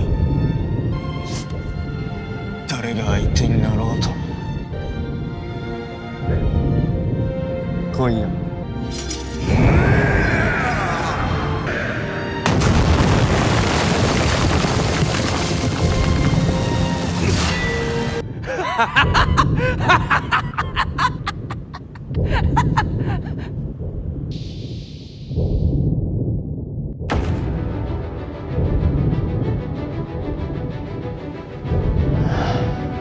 It is also why, despite him seeking to work towards a peaceful solution amidst his storyline in R1, which eventually leads to Euphemia actually offering a select number of Japanese equal rights as long as they remain under Britannian rule, well, this is why Lelouch actually objects to that solution, and has to be talked into it. But had he actually gone through with it, had he taken that easy way out to give his sister and allies peace, he would have been making the wrong decision, as he would have in turn allowed Britannia to still gain what it needed to oppress the world in perpetuity. After which, the government leaders could just circumvent the advocate for equal freedoms, who gave up all their political power and ability to influence things on the higher rulings of the power ladder to set up just this sole deal, and seal them all away again, as they got what they wanted out of offering the resistance this olive branch in the first place, so no longer needed to pretend to provide it. And thus, without the resources of a resistance, as they would have been cannibalized by and large to legitimize this special administrative zone, yeah, they'd all, once again, be left as nothing but slaves. And yes, I just by this simple reasoning about the series and abiding by the show's internal logic concerning its cast, using just solely in canon information available at the time of R1's release about the setting, nothing about the later content, made the Special Administrative Zone of Japan storyline at the end of R1 a massive self-destructive trap that would have led to a default loss condition for everyone. That series of events we'll discuss more in a little bit, but it really needs to be acknowledged that from the second Euphemia announced said Special Administrative Zone, a region where those part of it will be treated as equals, in her short-sighted wish for peace, she did not consider all these macroscopic reasons for why doing so was so bad. It was a no-win scenario for Lelouch, one which could have only been circumvented by its failure, and thus explaining some of the actions he takes as what would be lost is bigger than him, or his personal desires and values. Which is part of the point of the character. How far will you go? How much will you sacrifice for the sake of a better world for those you love? 退屈だな。人を動かすのは退屈な説教じゃない。心躍る物語さ。なのに人の言うことばかり聞いて右往左往。とんだ喜劇だ。まあまあいいこと言ったよね。あんなこと言われる筋合いある。Really, the worst parts of Code Geass R1, and the series as a whole, end up being first, everything. Just everything relating to the Code and Geass supernatural mythos arc, which, as stated before, was not thought out or planned in advance because it wasn't meant to exist originally by the creators. While Lelouch's possession of his Geass and exploration of his use of that power isn't part of the reflection of his character, that shortcut just as much closes off other possibilities, due to its use as a shortcut cheat. one that backfires just as often as it advances things. But the truly outstanding events in the series, the most memorable character moments, story events, and fantastic battles, yeah, that magic eye power and everything connected to it is largely irrelevant. And second, the timeline everything is supposed to occur in. Purportedly, the first season occurs within just 1 month, beginning on August 15th, 2017, and running into the middle of September. Episode 23's events specifically taking place on September 8th, before claiming to have a full year's time skip between R1 and R2, before the majority of R2 takes place over just another 2 months. But if you look at the progression of time inside each season, it doesn't work out that way at all, which is made even worse once you start trying to include all the canon supplementary content, as there is no allowable time for them to plausibly occur in, despite the value they'd add to the story and the declarations that such stories are canon. For by the point you reach just episode 12 of R1, over a month has already been shown to have passed inside the story from evidence of how many times the days change or time is said to have passed, and it should be the middle of October by that point, instead of September, not even having started. For in just those presented 12 episodes, you have at least 6 weekends happen. Episodes 1 through 4 of the series are shown to occur over the course of 5 days. Episodes 5 through 8 shown to be over another week, if not a full 2. Episode 9, Frain, in and of itself is shown to take place over the course of at least a week as well, and is said to begin over a full week after the events of Episode 8. Episodes 10 through 12 have another time skip occur before they begin, and take place over multiple days themselves. And the Mao Arc that takes up episodes 13 through 16 have at least a week, if not 2, showcased to happen within them. So all of those events, just 2/3 of the way through the season, use up and are spaced out to occur over twice as much time than the entirety of the season is supposed to take place over, at bare minimum.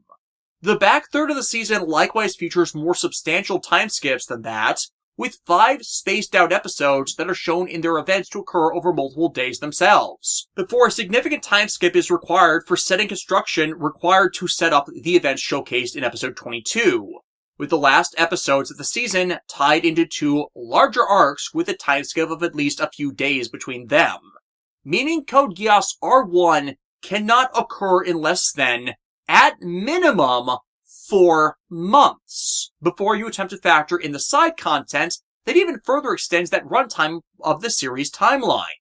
To insist on this all existing in just under 1 month is just ridiculous, as it does not allow for anything to happen when we are not looking at the focused characters that would allow the connections we see on screen to form and develop.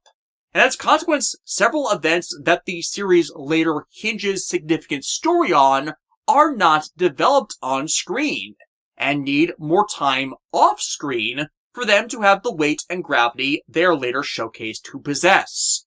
For if they are not allowed that time, then everything connected to them becomes far, far worse.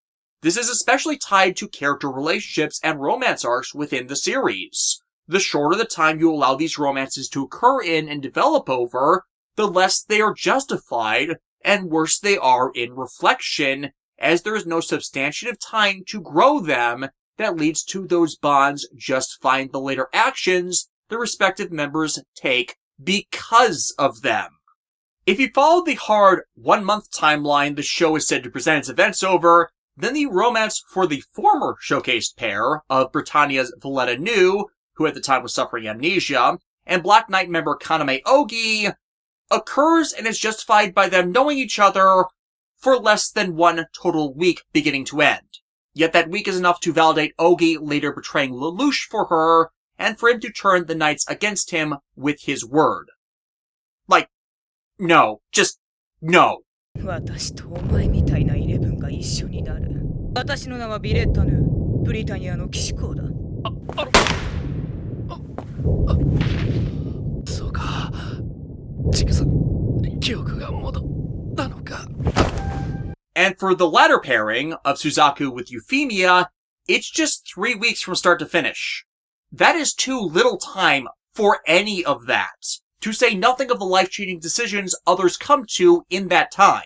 Then after that, a year time skip is said to occur, in which the events of the OVA series Akito the Exiled and the manga Oz the Reflection Part 1 canonically occur over.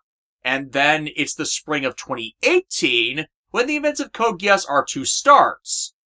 But instead of the full year time skip as is said, then that makes it so its events only start up approximately 6 months later.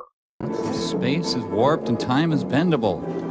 And this actually makes things even worse, to say it occurs just 6 months later, due to all of what happens in Agito and Oz. And as then R2's events have the same problem as R1, with its first 21 episodes said to happen over less than 2 months, and then its last 4 over the span of an additional 3 or 4 months to conclude. So everything we see happen takes a grand total of 1 continuous year to be done with from start to finish. Yep, 1 continuous year where over 24 months worth of things are showcased happening. The official timeline doesn't work. Now at best, you can make this functional if you just move some of the showcase dates for things. Ideally, if R1 started in April instead of August, and then had its events occur over 4 months as I said, then this mostly fixes its timeline. Proponents of this model pointing out that the belief the timeline starts in August, being that it occurs at the beginning of a school year in Area 11. And this might have been a cultural goof in regards to the series considering school years in Japan start in April, whereas in the West they tend to start in the middle of August or early September. Move the date up a few months, and everything is resultantly far less crowded, and this discontinuity just an oversight regarding how time is presented to pass. From there, the events of the time skip where Akito and Oz could occur then take 8 months themselves, within the first 4 of which Akito has to occur, and the entirety of R2 can potentially work if from start to finish it takes 6 months itself. The timeline needs to just be a bit more spaced out than it's said to be, so the entire show has a chance to breathe and let things happen when we're not focused upon them.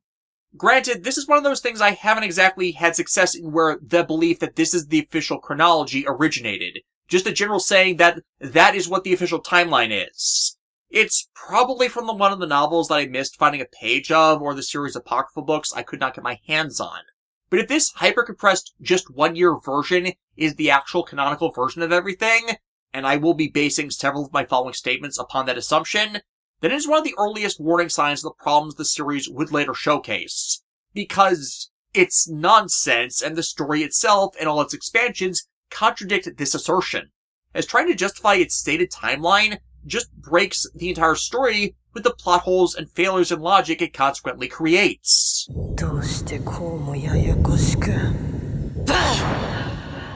And it's in these respects, well, the more they did with the world in the main content they release, the more they did end up breaking it as it led to more and more contradictions within the story, as a foundation to the timeline just ends up so skewed. Lost Stories, in its re-adaptation of the series, tries to not set down hard dates as consequence, but it's still difficult to reconcile when thought of in those terms, as this is not a series with a valid sliding timescale. Thus, the story is now viewed as constantly in conflict with itself, at best, and ruined by executive meddling from any number of sources and individuals responsible, at worst. But to best describe the dichotomy that broke the later story, it can be said that everything that happens in R1 is a direct result of consequences that come from the plotting of character actions. Person A does action B that affects person C, which causes situation D, and so on and so forth sequentially in a way that makes sense for what we are presented. Each event caused as a result of who a person is and their personal backstories, and those becoming an unbreakable chain of connections where everything presented slowly builds to culminate in later actions and payoff. The continuity of the story is that tight. One disruption moves the entire connection of chains. And with rare exception, you cannot remove links from those chains if you want what follows from them to still be connected or go the same way, as almost each and every one of them ends up mattering in some way. The rare exception, of course, as mentioned before, being everything associated with CC after she gives Lelouch his Geass, and by association elements of the Geass mythos arc. As such came about from trying to reverse engineer a backstory for the powers and give them relevance in a way that tied itself into the main story. Which again explains how poorly planned it was, because it wasn't planned from the start. It was just there to explain a plot device, one they could have gone without and attacked from other, just as viable angles if Sunrise had just let them. What they subsequently did for CC and revealed she knew later, just eventually entirely breaks her character, was for the sole purpose of actually giving her a role in the story, which she does not have. The same with the other Geass powers later introduced in the series and side stories. The need to create new ones forced the staff to diverge more and more from the mythological constraints the curse originally operated off of, where it was a command, agreed upon prohibition, or self-fulfilling vow. But a key part of that is in Irish mythology, where the concept of gaze originates from. Those the gaze was cast on were the ones who were condemned to death either by the turns by which the spell is cast or by their violation. Cu Chulainn ended up murdering his son Kanya because his wife cast on Kanya a gaze to not reveal his identity under any condition. So when the two ended up on opposite sides where they could stop their fight if only Kanya could reveal himself to his father, he instead ended up impaled on his father's spear. Cu Chulainn only realizing who it was after Kanya had his last breath stolen from him. The ones who inflict the curse in that mythos are never the ones who are supposed to suffer the consequences. And an example of both of these aspects is in how the Geass ability grows stronger with time. And CC does not tell Lelouch the general rules to how Geass works regardless of what the power manifests as, even after he does encounter Mao, despite her desires for Lelouch's Geass to reach maturity so he can kill her. Full stop throughout the series, that's all she does want. Him or someone else with a mature one to do that deed, and is using Lelouch to fulfill that. For like with Mao and contractors before him, she will abandon them if they can't, just as she does to him by the end. But because Lelouch has no context to how the powers evolve, as CC refuses to tell him anything until after the point the series starts to get stupid, well again, he doesn't learn the right lessons from Mao about taking precautions against Geass rampancy and reduce his use so he may maintain control. Later content makes this worse, though, as all that information she's holding back from him would make it so he would not want to claim her code so she could die. So we're keeping that critical need to know information from him is not in his best interest, but her own. And thus, Lelouch never prepares himself for the worst case scenarios.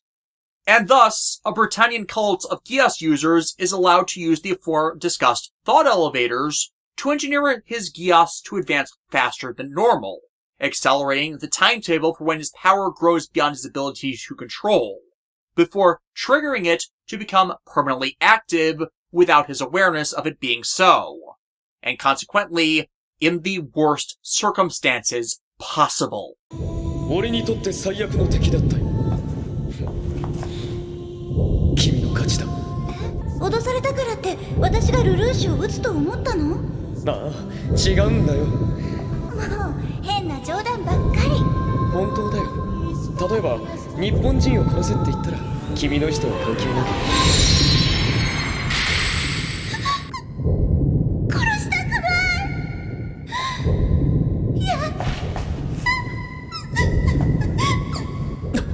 まさか今の命令は忘れろユリ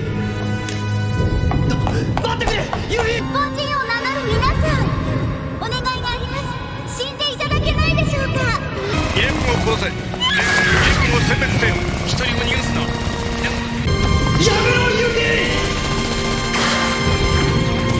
For those who have not seen the series, Euphemia is the woman second in Lelouch's heart after Nunnally, and as mentioned before, was trying to stop the fighting by giving those classed as numbers equal rights in a special administrative zone, that Lelouch was ultimately convinced to work with on this project, despite how disastrous that is for so much of the world, as I explained earlier, and was telling her about how dangerous his power was in that moment, which could bring harm to her. But because he was unaware of his Geass being made permanent, he accidentally condemns her to be remembered as a Massacre princess, reinforcing the oppression upon those she claimed to want to help. And all because the cult believes in the Britannia their sperm donor has made, and due to CC refusing to impress upon Lelouch how easily he could lose control in the same way Mao did, or of the other enemies he has that have a Code Geass ability, at best referring to such a risk as an offhand comment most dismissed.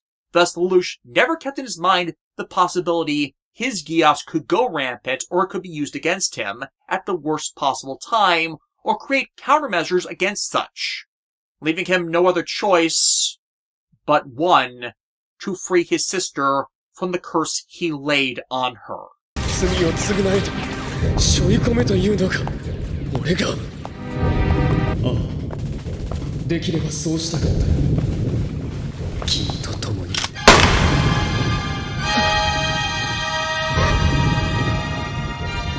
うしてルルーシュさようならユフィ多分初恋だった Thus as said, when the series was good, a character would perform an action setting in motion events that result in disastrous consequences, that in turn set off the actions of others, and so on and so forth, with Euphemia's death being a classic example of Irish mythology's version of the Curse of Gaze, by forcing a scenario that makes one's doom inevitable. And as said, this is an example of why CC has no role in the story, as if she were just expunged from it, Lelouch would still have lacked context to Geass' shortcomings and the Geass cult that is manipulating everything behind the scenes, and the same events would have resulted without change, but for better rationales and character reasons. If anything, her existence and refusal to tell him introduces a snarl in that plot for why she didn't warn him, or why Lelouch would refuse to listen, as neither are stupid enough to not be concerned about worst-case scenarios and plan contingencies against them. Her absence would have made this all a greater tragedy too, as he would have legitimately had no way to know beforehand to prevent this accident. But by CC being present, she should have told him, and yet she didn't. But that tragedy only holds up until the point that, as said, it is later revealed that Lelouch's father has a Geass, and his uncle, who is stuck as a 10-year-old immortal, Code-bearer, orchestrated the events that led to Lelouch's Geass going rampant in that exact moment. As before the announcement of the Special Administrative Zone was made, Euphemia had been planning its viability in the background, them orchestrating the situation where Lelouch would end up in proximity to the Kamine Island pair, and then Lelouch's uncle VV teleporting him, Callan, Euphemia, and Suzaku in proximity to the thought elevator through their manipulation of it, to allow him to connect a means of hacking and backdoor access to his Geass, which they only triggered and used against them amidst the ceremony to officiate the district, all according to plan, using Euphemia's no-win scenario to permanently entrap Lelouch. Either he would die to the Britannians for the act of killing Euphemia, or die to his own forces for his role in triggering this massacre. But being aware that how Lelouch's Geass became permanent is not how they normally go rampant, the video game Lost Colors showcases the only other example of Geass rampancy in the series, and there is again artificially triggered by VV as well, it thus absolves Lelouch of responsibility for his part in such, and the deaths that resulted, because it was all, from the start, a setup. Other Geass we see become mature do not have the psychic backlash attack Lelouch experiences before his is turned permanent, nor are the associated code bearers affected like CC was. Those are signs of them being hacked by a user of a thought elevator. But again, as is the series' hindrance and reliance on paratext, this is not explained as well as it should have been, and context is only given to it in R2 that this was all orchestrated to end calls for equality that might disrupt their goals, using Lelouch as their assassin to do it, while recruiting their own assassin for the sole purpose of getting Lelouch out of the way. Hell, you can have this tragedy of this event play out without Lelouch having incited it by an accidental casting of his Geass, if one were to continue the series' story without the use of that supernatural power at all. As much as Lelouch is framing the Black Knights as the Knights for Justice, there are those who dissent with this moralistic view of the group who, if Lelouch were not in command, could turn them into little more than a rabble of terrorists again, which their members were before. Say that, in one of the speeches Lelouch makes about the atrocities of Britannia's government and military, a sect of the Knights, or even just regular Japanese suffering oppression, get in their heads that any member of the Britannian royal family, regardless, deserves death because of the sins of their parents or siblings. That is something present in Japanese society as a consequence of Bushido, after all. The sins of a family member reflect on the whole family, and the family must bear equal sin, even though it is wrong to blame them for something they had no role in. Thus, think about what might result as consequence if Euphemia dies, not from Lelouch stopping a rampage he accidentally caused that marred her name, but from a bullet from a radical among the very people she was genuinely trying to help, that saw Lelouch as Zero siding with her as a betrayal to the liberation they finally believed was in their grasp, and this subsequently justifying everything Lelouch did to keep his identity secret as consequence.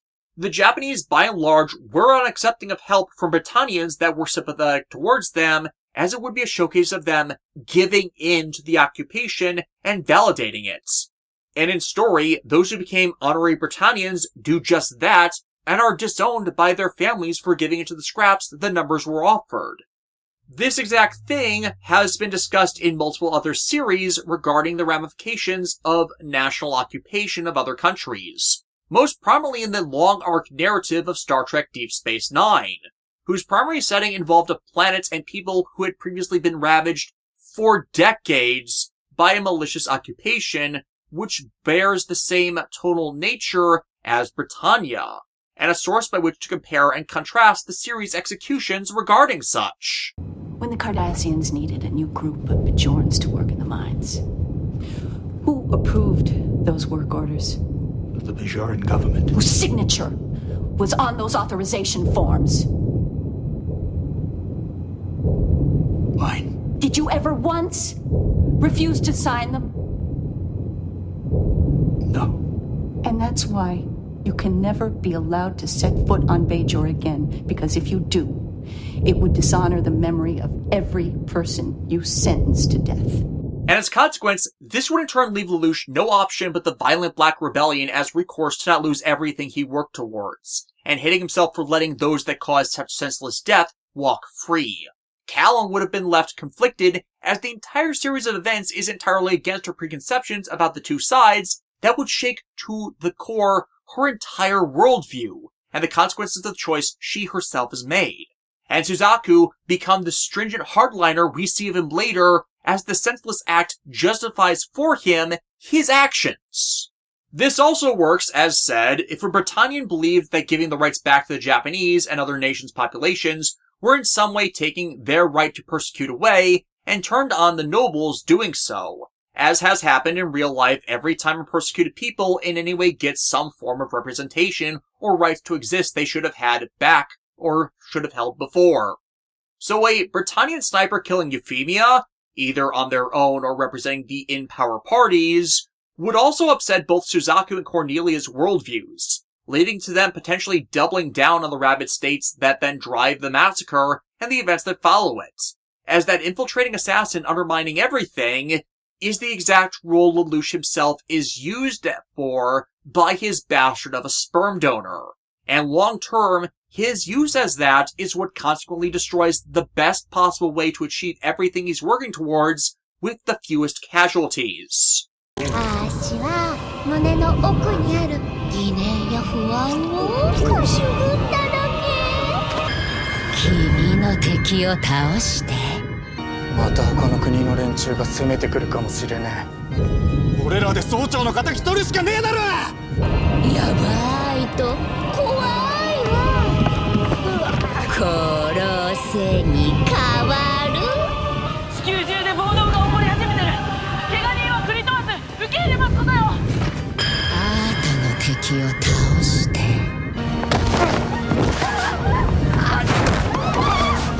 何やってるの。 And thus the same series of events would occur. The massacre of the Japanese that were participating in the administrative zone would show such half measures wouldn't be a substitute for true equal rights Britannia's government and higher castes refused to give. And yet the true tragedy of the event would be able to be recognized by more than just those made aware of the curse of Geass upon reflection of the full series of events, and without needing to stain innocent women's hands and memory with the blood. Such a version of events without Geass still follows the same actions result in cascading consequences story that originally made the show work. And there are ways one could rewrite the first season to do this with everything the show does involving supernatural powers. But Geass was the shortcut cheat they chose as a gimmick to make the series try and be distinct from other mecha, war story drama, or political themed anime, and the supernatural power we got stuck with. In initial concept, the power of Geass and the story you can tell with it is not a bad idea, but for many the later problems such would develop soured the full plot line to the point we wanted it gone. Oh, and you know how I said September 8th, 2017 was an important date in the series? Yeah, that's the day Euphemia dies, 3 weeks after Lelouch kills his brother Clovis. So the events of the previous 22 episodes occurring over just 25 days, when far more time than that has been shown? Yeah, that does not work, and our date of death creating a hard timeline for the series only furthers the problems that would be exposed about it over time. As Euphemia's death becomes the point of no return for the series, as much as her special administrative zone might have been a solution, it really wasn't. It was just a means of appeasing the subjugated, creating not but a new tier to the caste system, but in no way resolving systemic corruption and inequality. It was a distraction and trap that does not but act to rob from those seeking true freedom and liberation of the capacity and camaraderie to reach for it.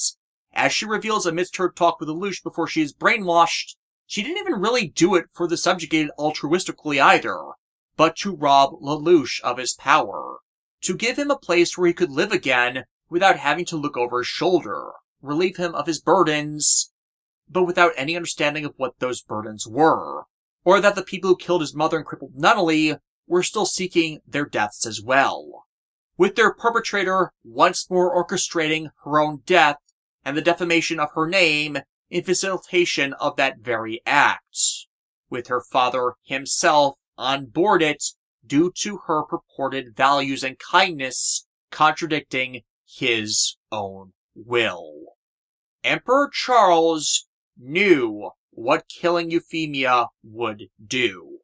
It would distract everyone that could have come to rise and oppose his rule in the short time he needs to fulfill his own schemes from the actual manipulations of everything.